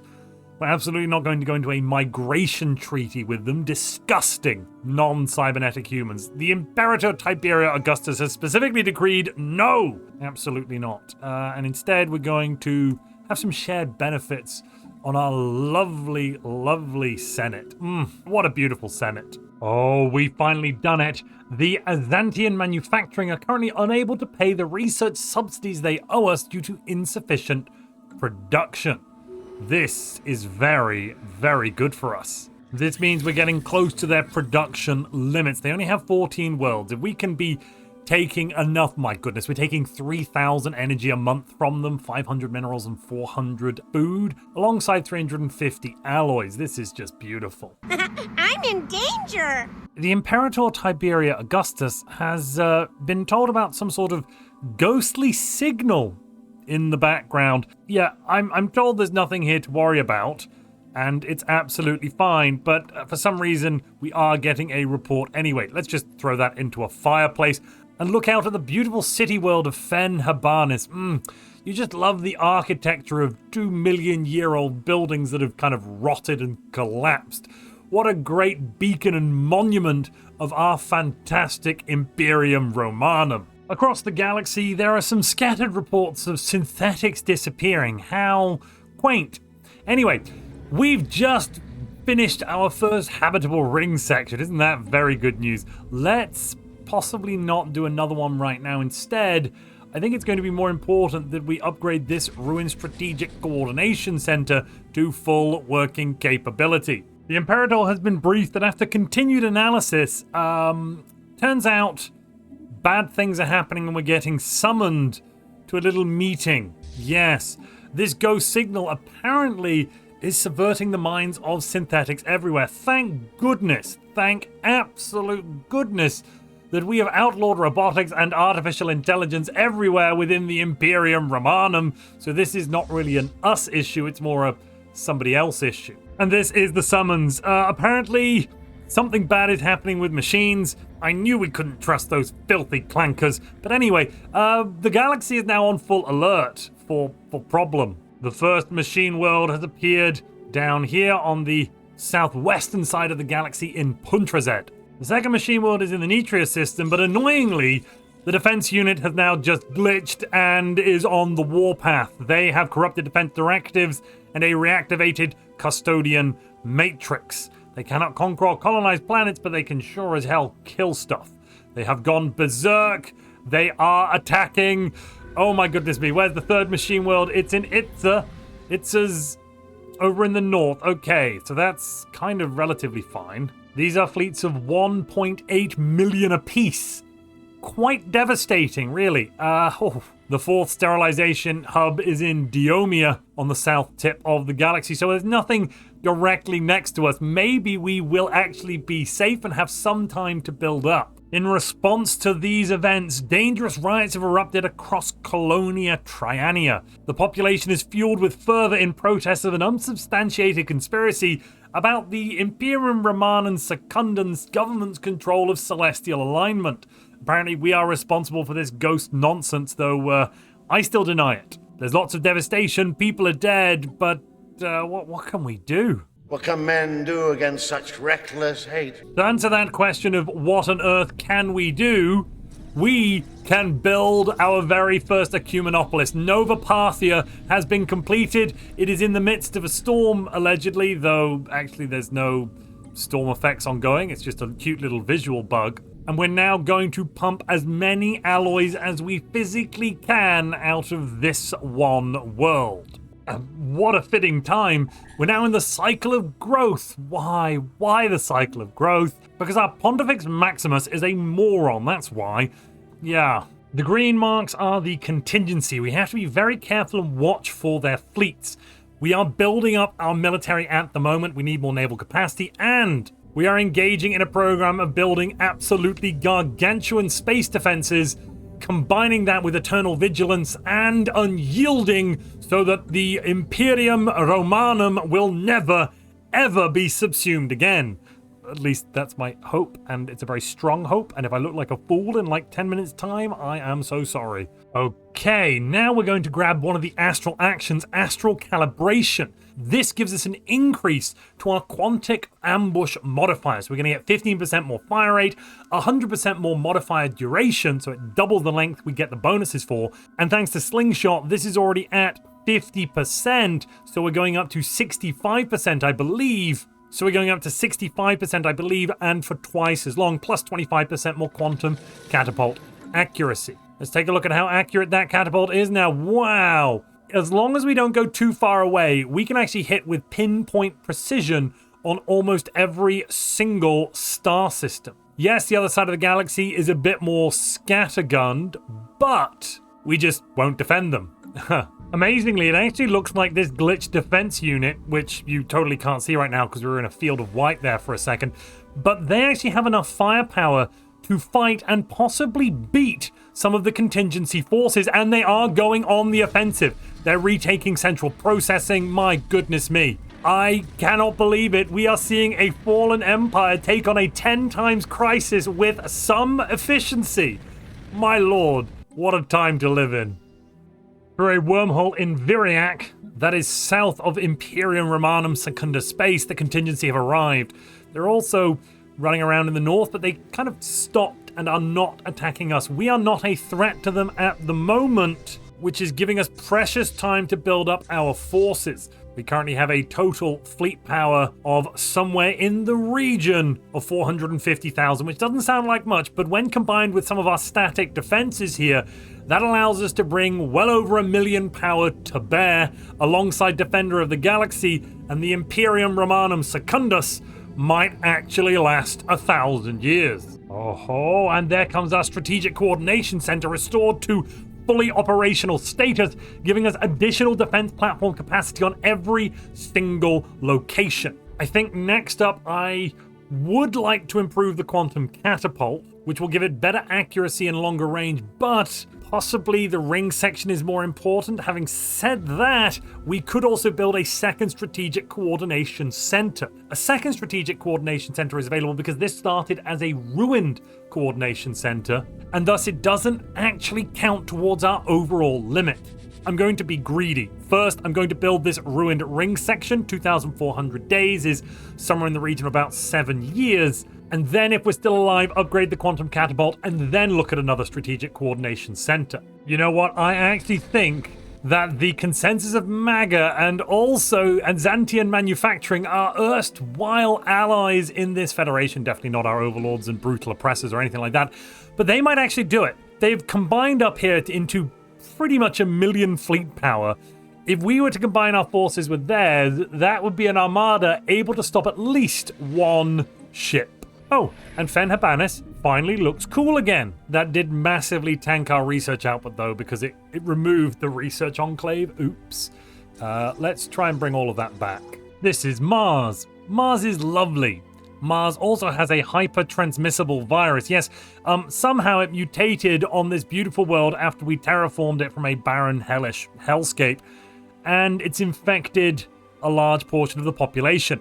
We put some quarantine measures in place, which really hurt us, actually. Massive reduction here to automatic destination chance and resettlement. No one is coming here. It is quarantined, which means the population won't grow very fast, which does suck because I would very much like to grow it faster and build up a planetary defense force. Well, that'll only last, let me see, 13 years. Oh, good God. Okay, we just had contact with the contingency here at Trijam. That is 1, 2, 3 jumps away from the Sol system. Let us prepare ourselves for what is probably inevitable. I think we should join up with our allies in Zulai Crow. Yeah.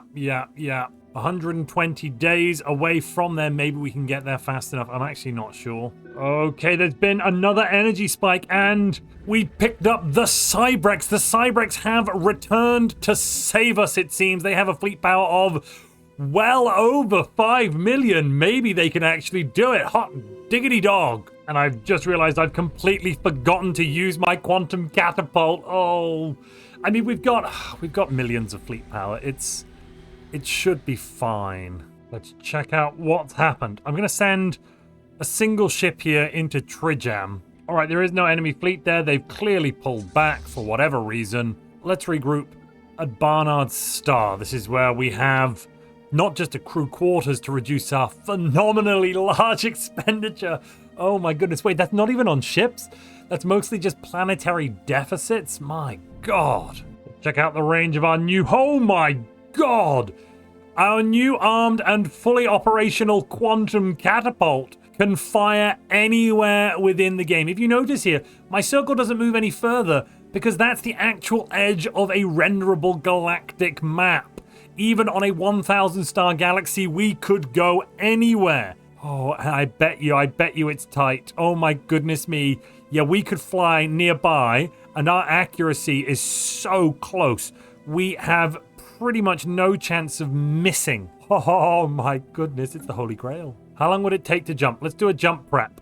Let's do a test. Okay, that's the UI from hell. Oh, they don't all move together. Oof. Some of them arrive sooner rather than later. And we also have no shields. Ooh, yeah, the lack of shielding kind of sucks, doesn't it? Not arriving at the same time is probably the biggest problem of all.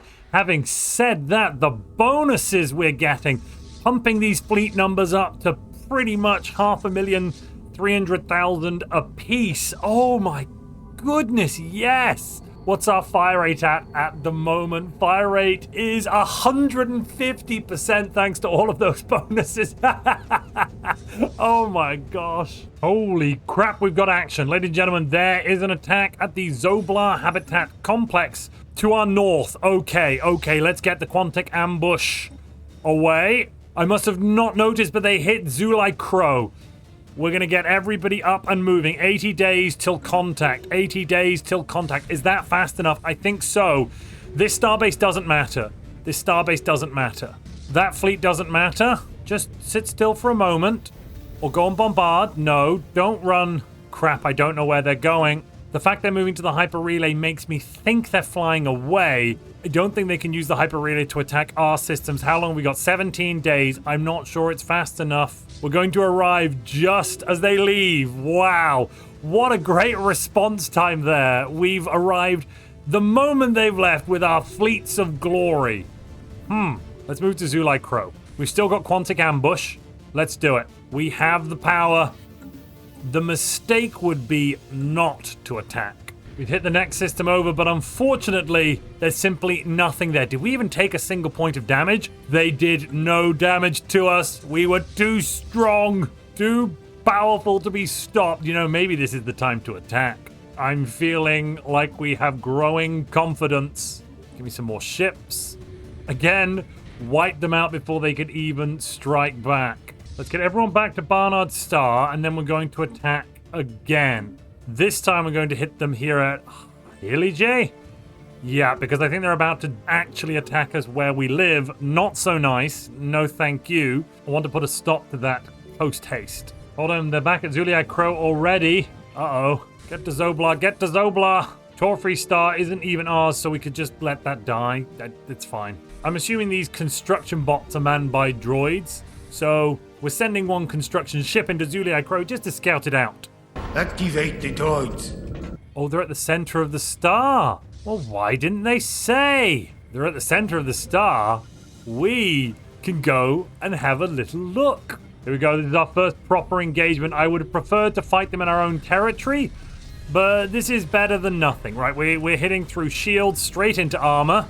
They've started dealing damage to us. We're losing ships.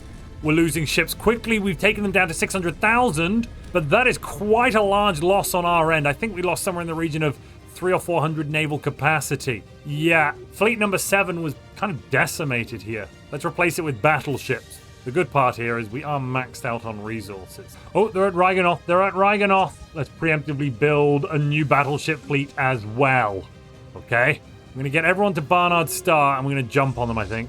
Just for the bonus, basically. We're going to take... I hope they don't hit Fact. They've come there exactly where we don't want them to be, behind our lines. Prepping the jump to Fact. We're going to get there piecemeal, actually. Is that bad? Yeah, that's bad. Reprep to Devassa. Let Fact fall. Let it die. Yes, it does have quite a large shipyard, and yes, it is building a large number of our battleships. My God, that would be a nightmare if it all just got deleted. Oh, yeah, they're coming to Fact. Right, I'm just going to cancel all of these. All of these are getting cancelled so we can have the refunds. Thank you very much. They've engaged. They've got range on us, though. We're not doing any damage to those ships. Fact, Starbase is down, but the good news is our defenses here at Ovassa are completely intact. Don't you run away from me. Come on, come and fight me. Bring your pretty face, fire! They don't know it, but they're about to jump into a trap. Here they go. This is where they jump into our ultimate defensive positioning. We have they fired first? No, we fired first. That is a Tachyon Lance, is it? Yes, a Tachyon Lance from our glorious Deep Space Citadel. They haven't even got a shot off. They didn't even get a shot off. Beautiful. I'm actually confident to say, even without additional military garrison, this defensive line, our little, oh god, they're in Sol. When the hell did they get to Sol? Wait a minute, we defeated them. I wasn't even paying attention and we defeated them in Sol. We have built a true monster, and Sol only has two deep space citadels and one, regular citadel alongside a pair of orbital rings. Why is this so dazzlingly effective? Well, each of these has defense platforms on, neutron launchers to be specific, and I've actually been paying to get more and more and more. I've gone over cap in some places, like the capital, where it's very important. Do we take some damage to the starbase? A little bit, but I'd say that's not so bad. I was going through reliquaries in a hope to get more alloys, and look at this! We've had 78,000 additional alloys. That was only, I think I spent 105,000 energy credits. Totally worth it. Full reinforcements across the board, and that gives us the ability to attack back now with impunity. Oh, they took out my strategic coordination center. Damn it, that's the problem. The galaxy is starting to resemble something of a Swiss cheese. Not that we've ever heard of the Swiss, but yeah. The one thing I pray for is that I don't accidentally get the Galatron. That would entirely stop me from being able to buy more reliquaries from the lovely Caravaneers, where I have a good chance of getting like 80,000 alloys in a single go. 2408 has brought a great loss to all of us. The death of a great leader.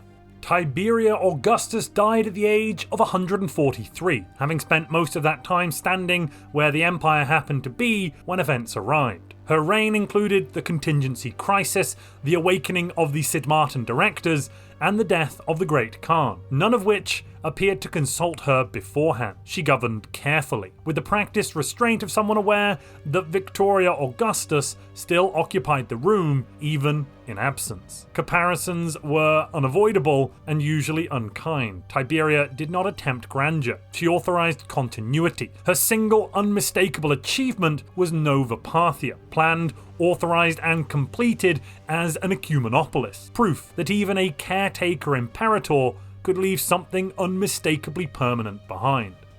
We will now let the masses mourn. And the council needs a replacement. We don't really have any good choices. Oh god. Mamicus Avidius, I suppose you're the best we've got. All hail the new Imperator Mamicus Augustus. Though actually, not really sure this fellow counts as an Imperator. He's not actually done any conquering yet. 46 though, we got a good 100 years out of him. Maybe he will do some conquering. Did they jump on top of us? Oh god, it's gonna go really badly. This is how fleets get wiped. Pull back. We just lost 500 naval capacity. That was atrocious. Oh, don't get caught again in the crossfires. My god, you fools! They retreated back into instant death. Luckily, our main fleets are here and they can quite quickly put paid to this insurrection. 85,000 to reinforce, and we've lost an entire fleet. Oh god. 135,000. Oh no. Okay. We've got wave after wave of contingency ships coming in here to Zoblar, and our numbers are being vastly depleted. We're losing ships faster than we actually can build them up. This is not so good. Crap, they've just hit Alpha Centauri. We need to do something about that. Let's attack. I'm feeling very secure in our western border over here. At Freak, we've got literally about 1 million worth of fleet power in bases and that sort of thing. Let's upgrade this to the final level as well. It's just our southern approaches where we have our major shipyards. Fact, for example, I don't feel so confident. At Torfree Star, there are fleets that keep on pressing towards us. Then in the north, we're losing Zoblar Alpha Centauri, and that gives them a lane to attack through to the Azantian manufacturing. I need them alive because they are providing my subsidies. That is a lot of alloys. I mean, the economy won't crash without them, but I do need them. I don't want to lose my southern border, so I'm going to astral jump everybody to that system. Astral jumping, I don't think gives me the negative. By jumping like this, we can be there in 9 or 10 days. very, very quickly indeed. There's another 10 ships here. It's not very much firepower. I won't jump that in. And boom, we've arrived. Let's set up our defensive position. Probably build another deep space citadel because I just love them. Sol is very well defended as well. It's not the capital. The capital is Fen Habanis now to the east, fully restored into a functional ecumenopolis where the censor Metius Clinius clings to power. Looking at our megastructures, there's only one ruined ring segment left. I fully upgraded the quantum catapult. Let us now begin building our second strategic coordination center. Part of why I'm so keen to get this done, and why Ryganoth here must be saved, is that we already have one strategic coordination center, and it provides us with naval capacity, yes, starbase capacity, yes, but more importantly, defense platform capacity. Plus 12 base capacity is further multiplied by 50%, giving us not 12, but in fact 18, and then, thanks to Eternal Vigilance and the defense platform policy, we get 9 additional free defense platforms on every single outpost, every single starbase. For example, this is only at level 2. I haven't even yet built, let's see, where is it? The Defense Grid supercomputer for 8 more platform cap, and we're already at a cap of 56 on a level 2 starhold. A fully upgraded military starbase with all the bells and whistles can fit 81, whilst a fully upgraded deep space citadel gets up to 72. Half of that for free. And these are neutron launcher platforms, which means thanks to the range, we're just going to shred anything when it arrives. I now feel fairly confident we're safe from the crisis, he said. Thank you, reliquaries. Another 80,000 alloys for the war chest. We need them. Let's use them. They are literally sending in fleet after fleet after fleet at the moment. Go on, go to Zoblar. You know you want to. Yes. Here they come. I should really actually, in Zoblar, build up some more defensive citadels, but I just can't get it done fast enough. And already all those alloys have been spent on additional ships, my lord. I also want to show off my level 3 deep space citadel. Now, not only does it come equipped with lots of kinetic artillery and a tachyon lance, alongside some auxiliary fire control, so that artillery and that tachyon lance has more accuracy, but most importantly, okay, it's got a command center. Ignore the command center. That's 10% more fire rate for all of the defense platforms and itself, but the target acquisition array will have all allied ships in the system gaining 40% additional ships' weapons range. This means we can hit everything in the system as soon as it arrives, pretty much, when we also include the plus 50% defense platform's weapons range bonus from target uplink computers. This is at minimum plus 100% additional range for a range of at least, because don't forget we are full of neutron launchers, at least 240. That is a lot of death at a lot of range. Even Titan Lances are basically the same range. I thought I was very smart, very clever, putting down, some star bases, defense platforms, having fleets. Unfortunately, I didn't plan for one thing. The enemy bringing not 1 but 2 fleets at the same time. Okay, right, we're going to fly to Sol, and then from Sol we're going to jump to Ryganoth. Hopefully we can get there in time. I'm bringing an additional 1.5 million with me. Okay, everybody is in Sol. Let's prep the jump. Everyone is astral jumping. We have spent the threads. Wait, isn't it costing astral threads anymore? Currently it seems to be free to do the astral jump. Well, yes, excellent. One day, and we're there. Beautiful. Let's form up on these defensive platforms. We're getting some help thanks to the communications jammer. That should slow down the enemy. But this strategic coordination center must not fall. It is pivotal to our overall defense. Here they come. They are attacking. We're engaging. We're engaging. It looks like it might be. My goodness me, we've lost 200 naval capacity already. But that's a win. That is a solid win. I hope we don't lose the north while we're fighting down south. How many alloys did that cost us? 70,000 alloys lost in a single engagement. My goodness. And then straight away, I'm just going to take everybody back north. Except one fleet. One fleet stays south. There's an ocean world in Torfrey's Star. The contingency have thankfully left it open for me, so I guess I'll go and borrow it.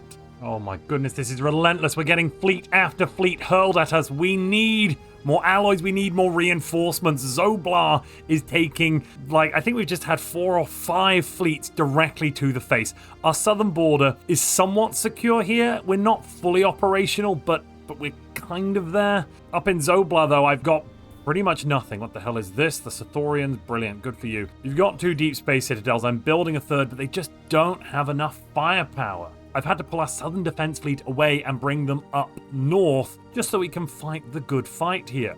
And we need 120,000 alloys to reinforce these fleets. Tiberius Barrius is doing the Lord's work, I know, but still, it is not enough. This Master Gunner is great. I'm not sure how many more attacks we can actually weather, though. Oh, Space Jesus, I believe in you. That is 100,000 alloys from another reliquary.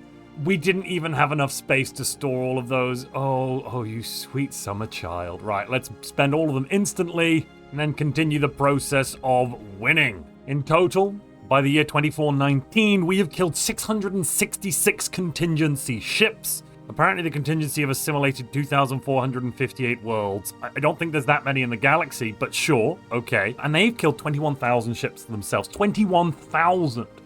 Oh, I wonder why the game was going faster. As you can see, the contingency are everywhere. We are still at war with the Uquo, Praknaran bloodletters down on the far left. And we've been at war with them for some time. I kind of want to end that war, but first I do need to secure my own borders. Once our borders are fully secure, then I'll have time to go and gallivant in the west, so I can end that war quickly, calmly, confidently, and move forwards into our great and glorious Pax Romana. They're now bringing up 2 fleets. This is getting more and more dicey. My goodness. We keep getting massive losses every time they attack. I am burning through something like 100,000 alloys every 2 years. It's getting insane.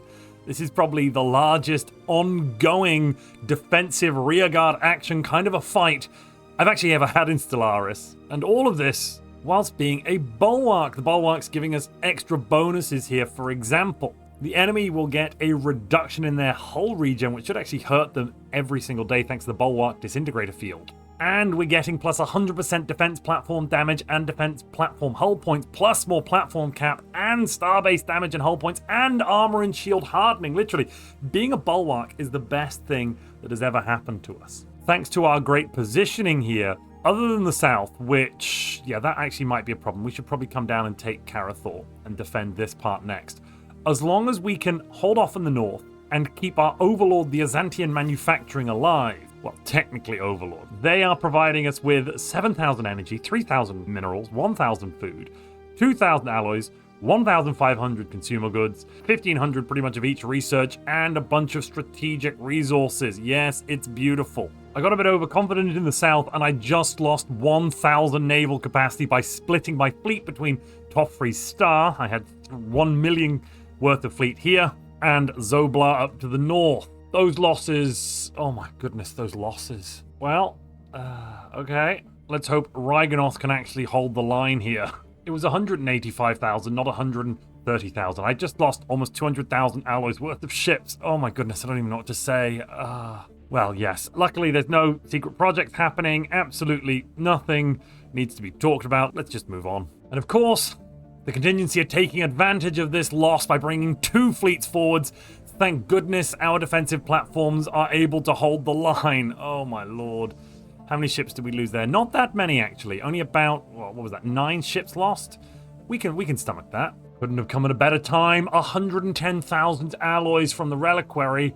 Unfortunately, I can't keep quite all of it, but I will instantly be spending that on renewing the fleets. Only 30,000 more alloys needed to get us back to that 2,000 naval capacity we were at before I decided to be greedy. Gosh, they're sending 2 fleets at a time to test us here in Zoblar. It is relentless. If the contingency are not all destroyed, it will be a galaxy at war without end. Or a sterile galaxy, I suppose. We need to hunt them down. We need to take control and bring in true peace and prosperity. Please don't be the Galatron. Please don't be the Galatron, thank goodness. I can't believe this is what it's come to, but I am now hoping against hope. Every time I open a loot box, I don't see the Galatron. You see, if we get the Galatron, I can no longer buy reliquaries from the Caravansary Caravan Coalition. And that would be terrible. Oh my goodness me, it has taken 224 years, but I have finally got Ascension Theory. With this technology, we're going to get access to some really good edicts. Thank God. Which ambitions would I like? I think I'd like to start with Architectural Renaissance and desperate measures for an additional 40% home territory fire rate. Let's grab Fortress Proclamation for an additional 100% starbase upgrade speed and defense platform build speed. I'm also going to take a Grand Fleet, why wouldn't I? And a Scientific Revolution. This is going to tank my Unity income. I don't care. I don't care. God damn it, we lost our best commander. We're setting up a foundation in his name. Wait a minute. That increases pacifist ethics attraction. Tiberius Barrius was a pacifist? That piddling little pipsqueak. Alright, Appius Attius, you are now Prefectus Praetorio. Defend your Imperator. Oh my goodness, now they're throwing 3 fleets at me? Is this real? I didn't even know they could be so tenacious. We are winning this? Are we winning this?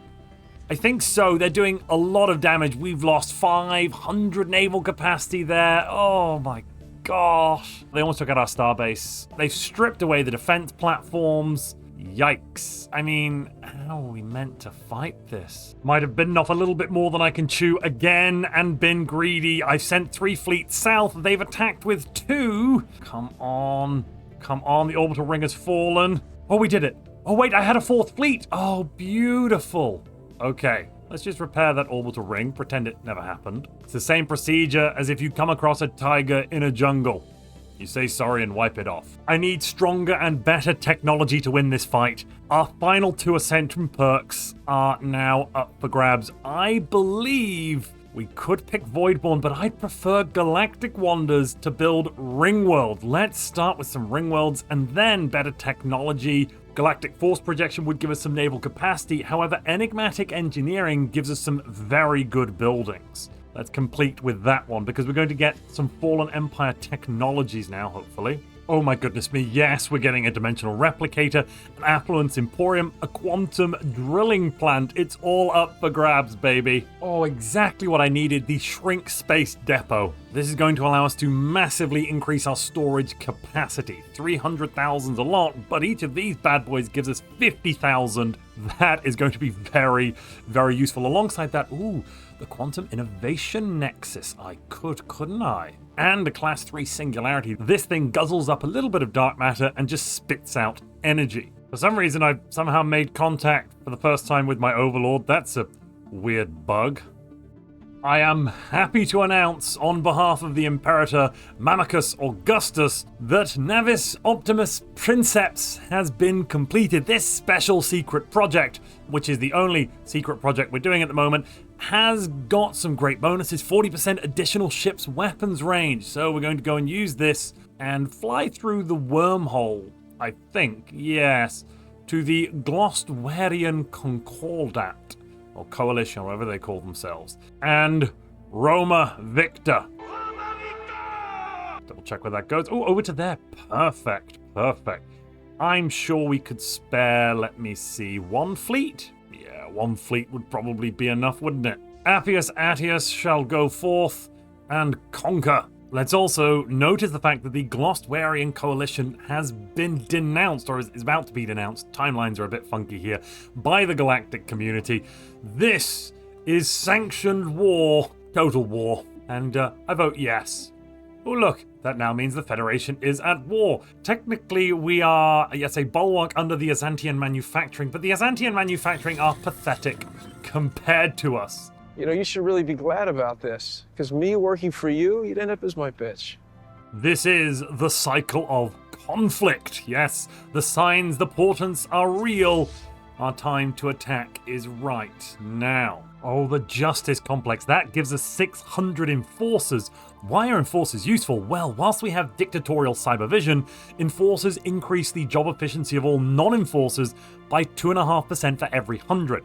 That means that building will grant us 15% additional job efficiency. Perhaps the contingency has a point though. Within the democratic Chascaran states, a civil war has broken out between their robots and themselves, introducing the 00 Onan extinguishers, fanatic purifiers with a spyware directive and OTA updates.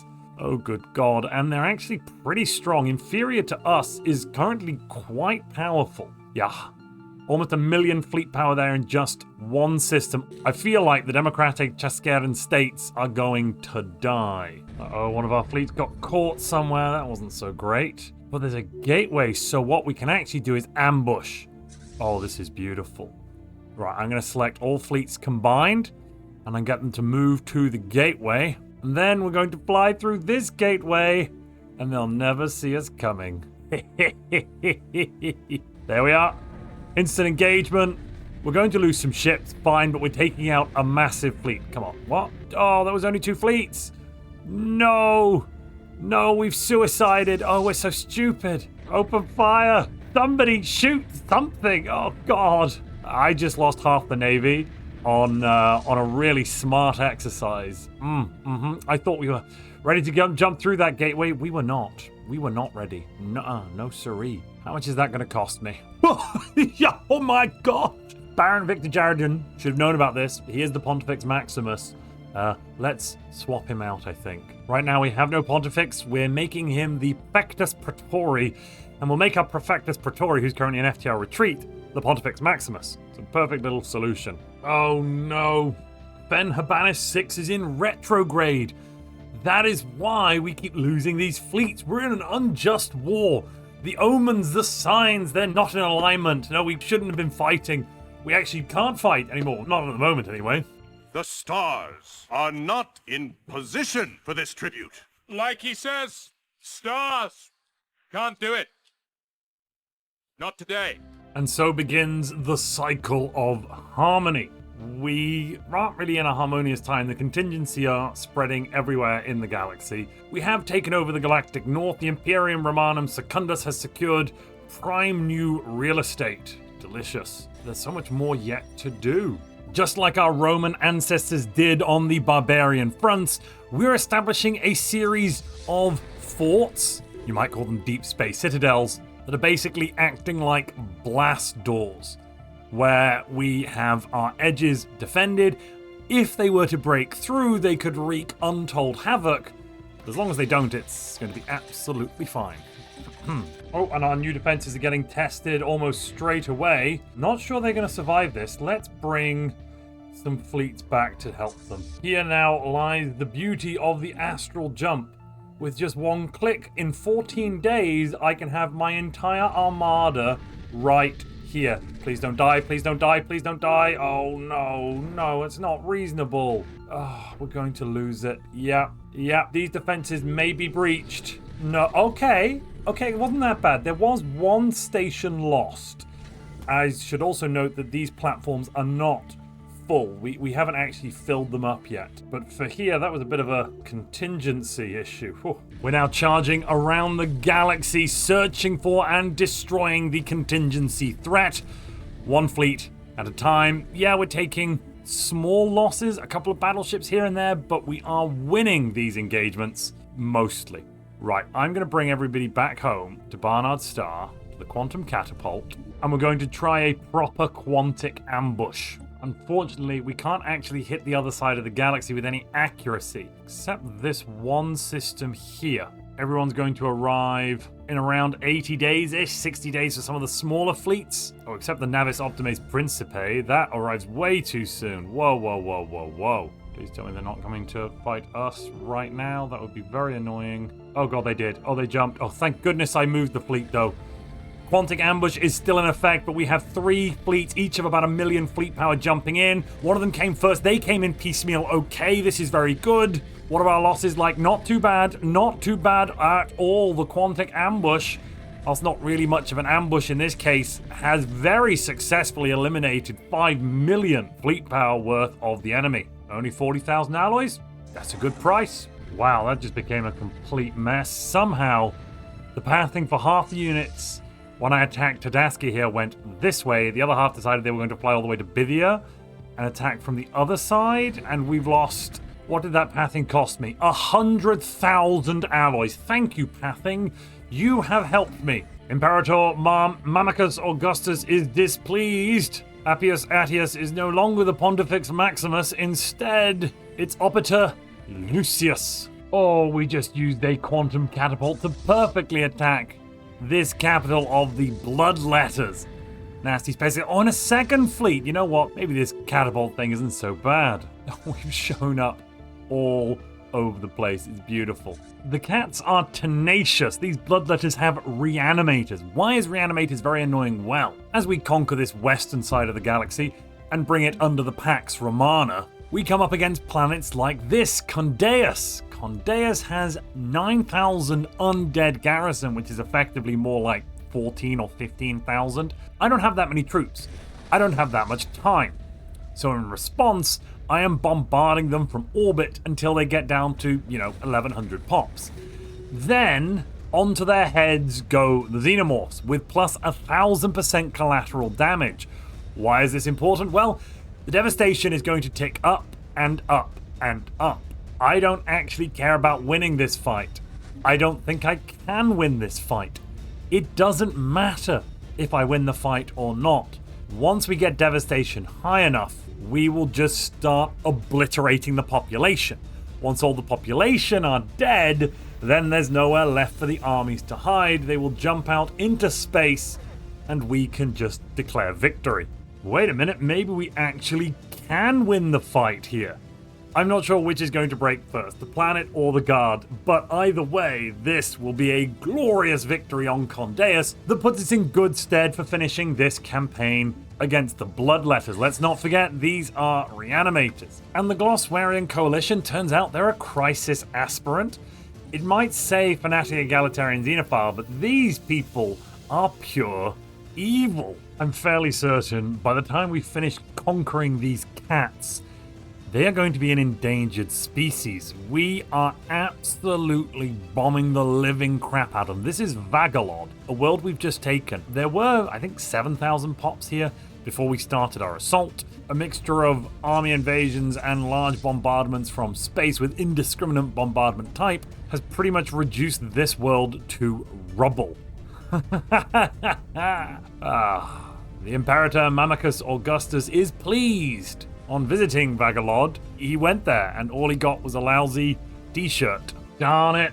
I can't believe I've actually said this, but I have unfortunately just got the Galatron. That means I can no longer get access to the juicy loot boxes. What is it? What does it do? Yeah, okay, brilliant. That's just sucks. I mean, this does help my diplomatic weight in the community. We have now got 666 diplo weight. Beautiful. And I suppose I do have 1 million alloys in the bank. How many alloys do I really need? Maybe I'm just being gratuitous. Wait a minute. This just shows what I know.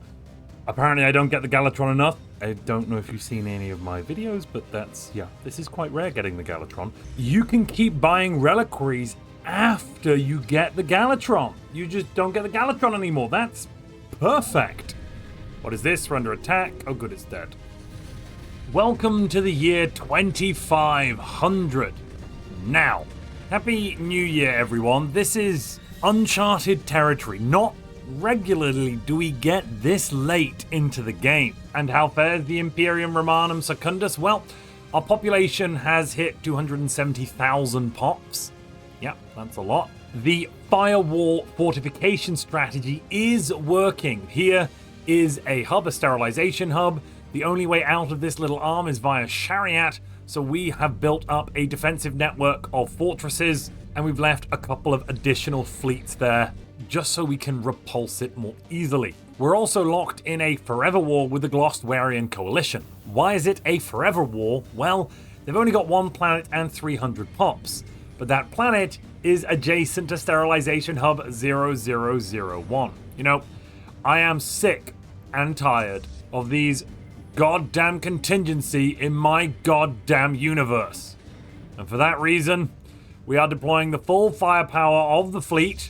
Currently it's 7 million. When we actually go on the attack, it will be precipitously less. And we will hit them with our living carpet. Beautiful slideshow. Go, slideshow, go. The augurs have been consulted. Apparently this is something to do with a cycle of harmony. The Pontifex Maximus is very bureaucratic and says, yeah, it's probably fine. The Imperator Augustus is feeling pretty good about this. He's a strategist and an esteemed quartermaster. Let's go. All right, we're in the system. Our combined fleet power has dropped from 7.5 million down to 5 million. That should, I hope, still be enough to take out the 4 million fleet. Oh god, they're moving towards us. Okay, we've opened fire. We are doing a lot of damage. They are yet to hit us. No, they're shooting now. They're shooting now. Particle lances, neutron launchers. Oh gosh, this is going to be painful, I think. We've lost, it looks like about only 300 or 400 naval capacity so far, and we've taken out the main fleet. My god, it's good. We got Cephalon, though. That means it's done. Interesting thing to note here, our Overlord, well, technically Overlord, not entirely sure it counts, but we're just, you know, a little subsidiary or bulwark. It's more legal documentation than anything else. We know where the true power lies, and that is with the Imperium Romanum Secundus and Imperator Augustus. One of Mammachus's subjects, Chief Executive Officer Faustus Mimesius, has taken over Azantian manufacturing, which now means we run Azantian manufacturing, of course. Oh, and that sterilization hub 001 destroyed. Following on from this great success, the Prefectus Praetorii Baron Victor is now chomping at the bit to have a crack at another sterilization hub. We're going to go for the northeastern one. That one only has 4 million fleet power. I think we can actually take it. Our direction of attack is important. For that reason, we're going to move up to Demon's Maw. That way we can attack from all the way across the system, giving us the maximum range advantage with our artillery-based weaponry. We are prepped and ready for the jump.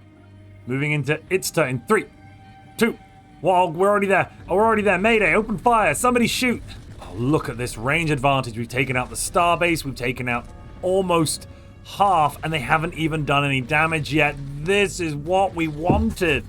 Beautiful. Oh, indeed. Now, we bombard the sterilization hub from orbit until nothing remains. Following that, firewall protocol will be enacted around Nitris. We already have a successful firewall around Diomia in the south. With Nitris secured, we can then wipe out the contingency in space and then finish off Reconquestus Universi. Although to do that, we will have to lose our bonus for being a bulwark here. I do like having 75% additional starbase damage and 100% more defense platform damage. Yikes. I suppose I can replace that bonus with 10 levels of synchronized firing pattern for 100% damage, and we'll kind of feel alright. We do, thanks to all of those bonuses, have absolutely massive fortifications. We have put the Maginot to shame, honestly.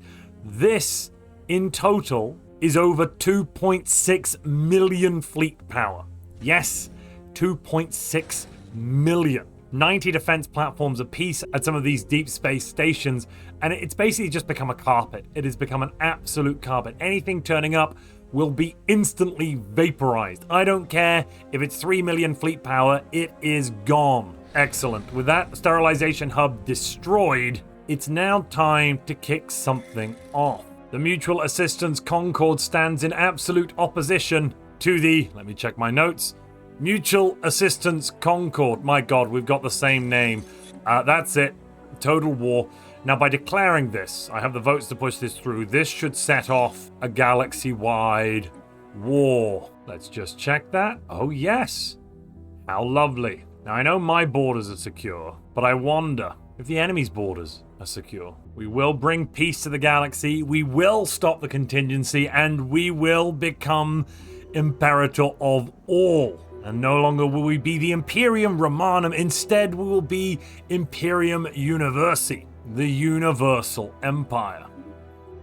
We interrupt this broadcasting for a special address from Imperator Mammachus Augustus. The machine rebellion has been foiled. The remaining machines will be hunted down and defeated. The attempt on Mammachus Augustus's life has left him scarred and deformed, but I assure you, his resolve has never been stronger.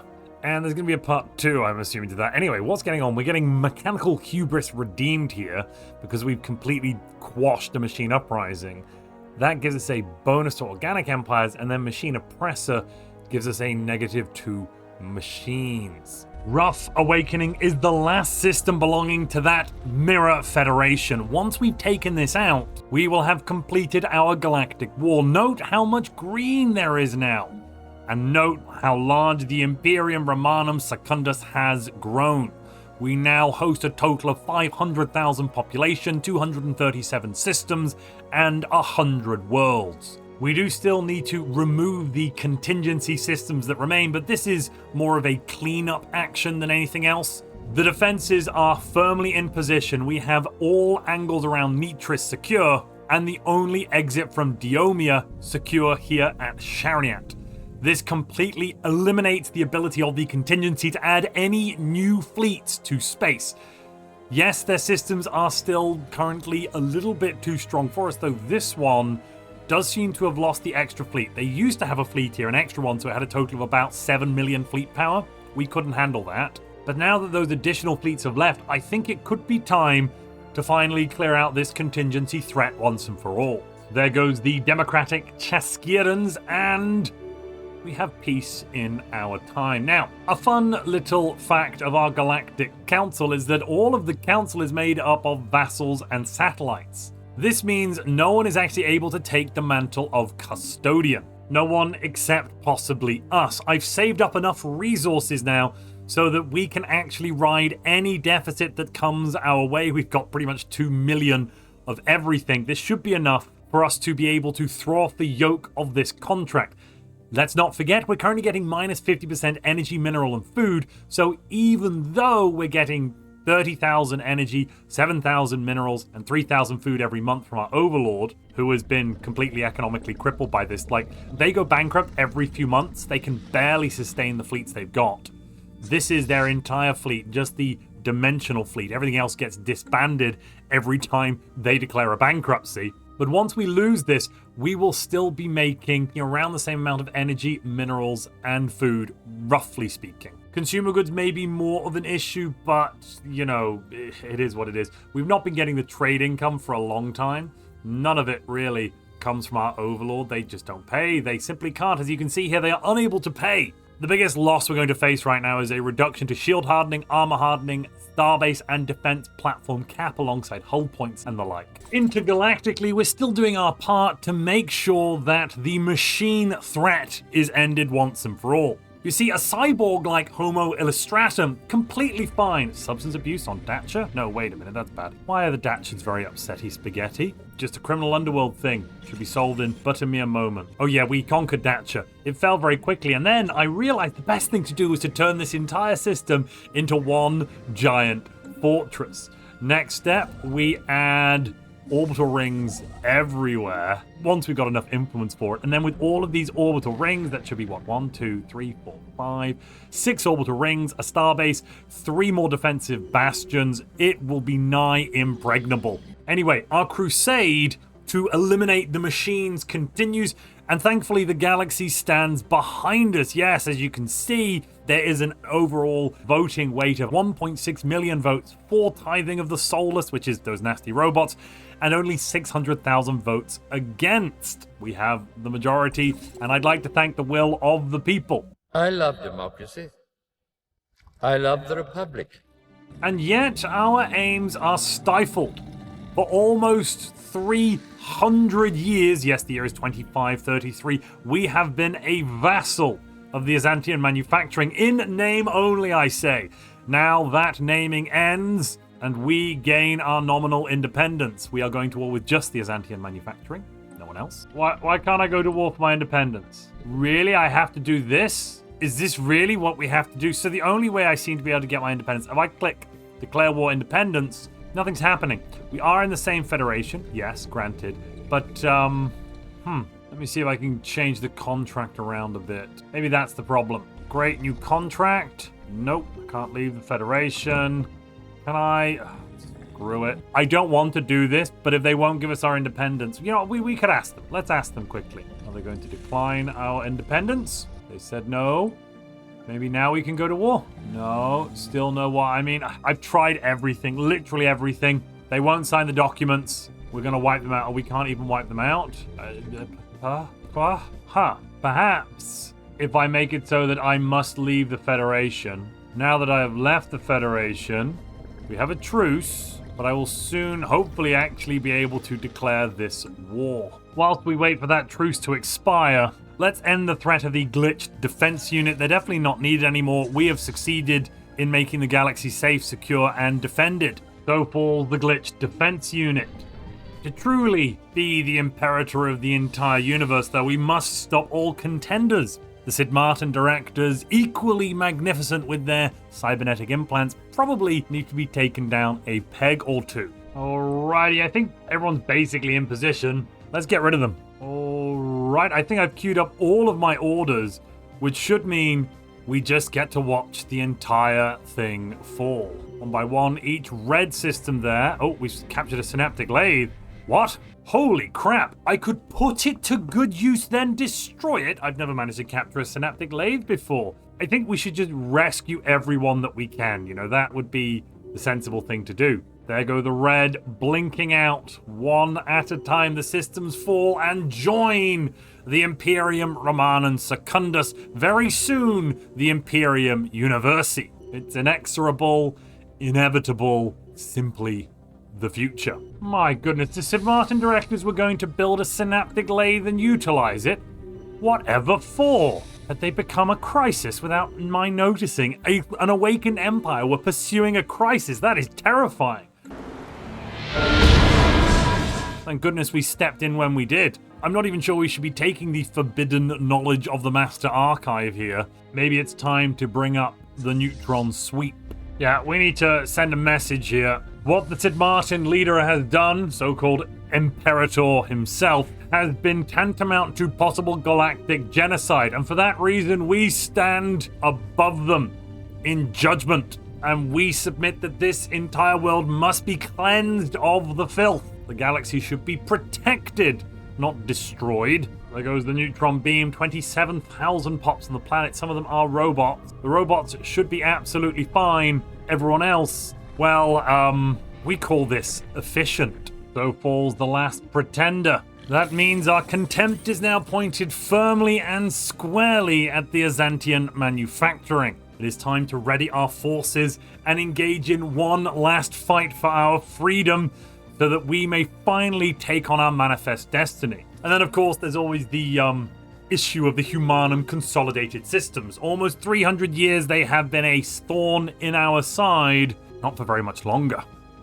We have ended the threat that the contingency crisis represents, but this does not mean the heads of states of other nations will be in their positions very much longer. We will, of course, need proconsuls and governors to maintain our new fiefs, but the empire will expand. Titan has freed us! Oh, I wouldn't say free. More like under new management. In purple, you can see the Pan-Galactic Strategic Alliance. Now, I'd written these folks off as fools, but they do have a massive combination of forces here, totaling 3.5 million in fleet power. If they were to combine their ships, we might not be able to win that fight. And the Magmorian Cooperative has completed a Colossus. My goodness me. I don't know where it went, but it has been completed. Finally, after much maneuvering, we have declared to the universe we are free. Oh, and Colonia Augusta is ours, as well as Ux Freaksy. The slights that were done to our forebears shall not be repeated. Before I unpause, I also want to show you this system here. So before I lose all my bonuses, because I believe I am about to lose all of these bonuses because we're leaving the Azantian manufacturing. This is 3.5 million fleet power in a single system. Any system could be like this. We have 3 of these stations with target uplinks for more weapons range, defense grid supercomputers for more defense platform cap, ancient shield overcharges, and then the third slot's irrelevant.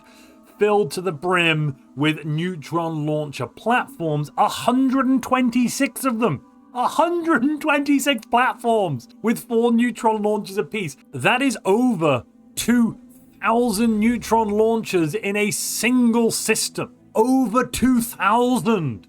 These numbers boggle the mind. Our borders are impenetrable. Nothing can get through our shields. And now, the Azantian manufacturing will fall. To add in one last insult, I'm also going to claim Uquex Beacon, their capital, and take it. There goes the negative. Our resources are in the red pretty much across the board. Holy crap. I think, though, that's because we are still getting the minus 50% monthly energy, minerals, and food. So actually fighting a war, A special military operation to get yourself peace if you're a bulwark is really difficult at level 3. You lose the bonus you were getting from the subsidies, but you still get the penalty of that reduction to monthly energy credits, minerals, etc.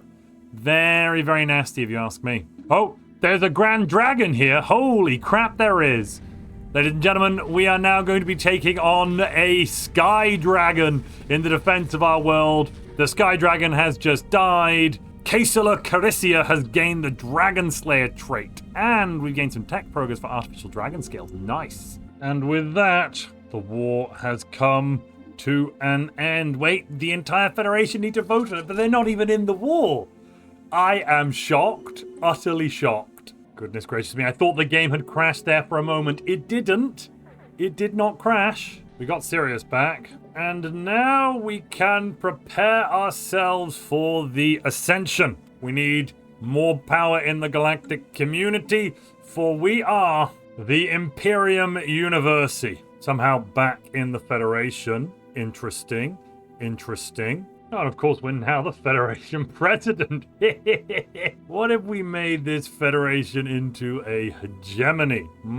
That could be fun. That could be very fun. But first, I think what we're going to do is we're going to take the consensus of Maga and make them our vassals. Even with that minus 800 for being an overlord, they're still very willing to become our little bitch. As a fun side effect of signing a contract with the consensus of Maga, that has made the Humanum Consolidated Systems our vassal. Oh ho ho ho, the Azantian manufacturing would happily become our protectorate as well. How delicious. Let's see what this all does to the economy in just a moment. Well, things are currently still negative, but that's fine. We could disband some fleets. Let me see. 30,000 energy being spent on ships. That seems a bit expensive. Probably shouldn't spend so much. For some reason, there's a slight bug as well. It's not giving the Imperium Universi color on the map. Very sad times. Why is the Great Azantian Combine? They have the same name, Atstani. It's a shame, but these defensive stations have now dropped down in power. No longer 3.5, 3.6 million. It's now back to being around 2.5 per choke point. More than enough to keep the contingency contained. In order to ensure the continuing stability and etc. of the Imperium Universi, it is being reorganized into an imperial chipset. The high priesthood is gone and replaced instead with a feudal society. We need monarchies, and we must rely on powerful vassals that govern our territories with considerable autonomy. Let's do it. The entire galactic community stands behind the Imperium Universi, saying yes, yes, you should be the custodian of all things good, righteous, and true. You are the inheritor of the galaxy. You have shown yourselves to be the best because we took out the fallen empires. We have stopped the crisis. There might be a slight crime issue, but we can figure that out. We could maybe get rid of vicious belief. No, eager explorers. Ooh, yes. There's just something of a crime epidemic on certain planets. In essence, what's happening in the galactic community right now is we are saying, nominate us custodian, give us complete legal authority over yourselves, sign into law the Imperium Universi, because the next few steps are going to be forming a galactic empire, of course. Otherwise, we will be dismantling our defensive stations like at Shariat and letting the contingency roam freely. We will be utilizing our fleets to direct them in the correct direction at the homeworlds of any nation which does not sign this legal paperwork. I call this aggressive negotiations. Let's dot our I's and cross our T's. Everyone, except for a couple of minor powers, have agreed that all the federations should be disbanded and we should have the Imperium Universi. There go all the federations. Let's now just scoop up all those folks and bring them straight into the Imperial core. And there you have it, the Roman Empire triumphant in the stars. We've got basically everybody as a vassal now. There's one or two holdouts that I haven't quite picked up yet. I think the Great Azantian Combine and the Parians, a little one system. Let's grab those as well. Oh, we've run out of influence. Well, needless to say, the galaxy is very firmly under direct Imperial control. And I'm sure it's going to remain this way for the next few thousand years. No one would ever be stupid enough to let the contingency out of their box, right? Mammicus Augustus ruled long enough to make comparison tiresome and decisive. By the time the galaxy noticed, the robots had been dismantled, the contingency boxed and muted, the fallen empires reduced to historical annotations, and every rival power either folded into the Imperium Universi or taught to simply stop trying. To commemorate this tidying of existence, Mammicus introduced the Imperial chipset. Successors would cease to rely on memory, archives, or interpretations. Each designated heir would receive an implant carrying the accumulated judgments, failures, compromises, and hard-earned instincts of their predecessors. Most importantly, Mammicus. Rule could become cumulative. Elsewhere in the Imperium, lesser versions spread. Officials, admirals, even governors quietly inheriting experience they had not lived through, but would now remember. Mammicus's great reform was to bring in feudal structures where none had existed before, complete with inheritance, obligation, and a reassuring sense that tomorrow could resemble yesterday. The galaxy, exhausted and largely compliant, accepted this new arrangement with minimal commentary. The contingency remained caged, silent, and demonstrably contained, permanently, according to every serious analysis and most of the optimistic one. History noted the claim, filed it alongside similar assurances, and waited, because the contingency would surely never escape again. If you enjoyed this Stellaris video but it hasn't quite scratched the itch, you might want to see what happened when I played the 4.3 Reckoning patch, the new beta, and tried to build a galactic utopia. To do that, click the video on screen now.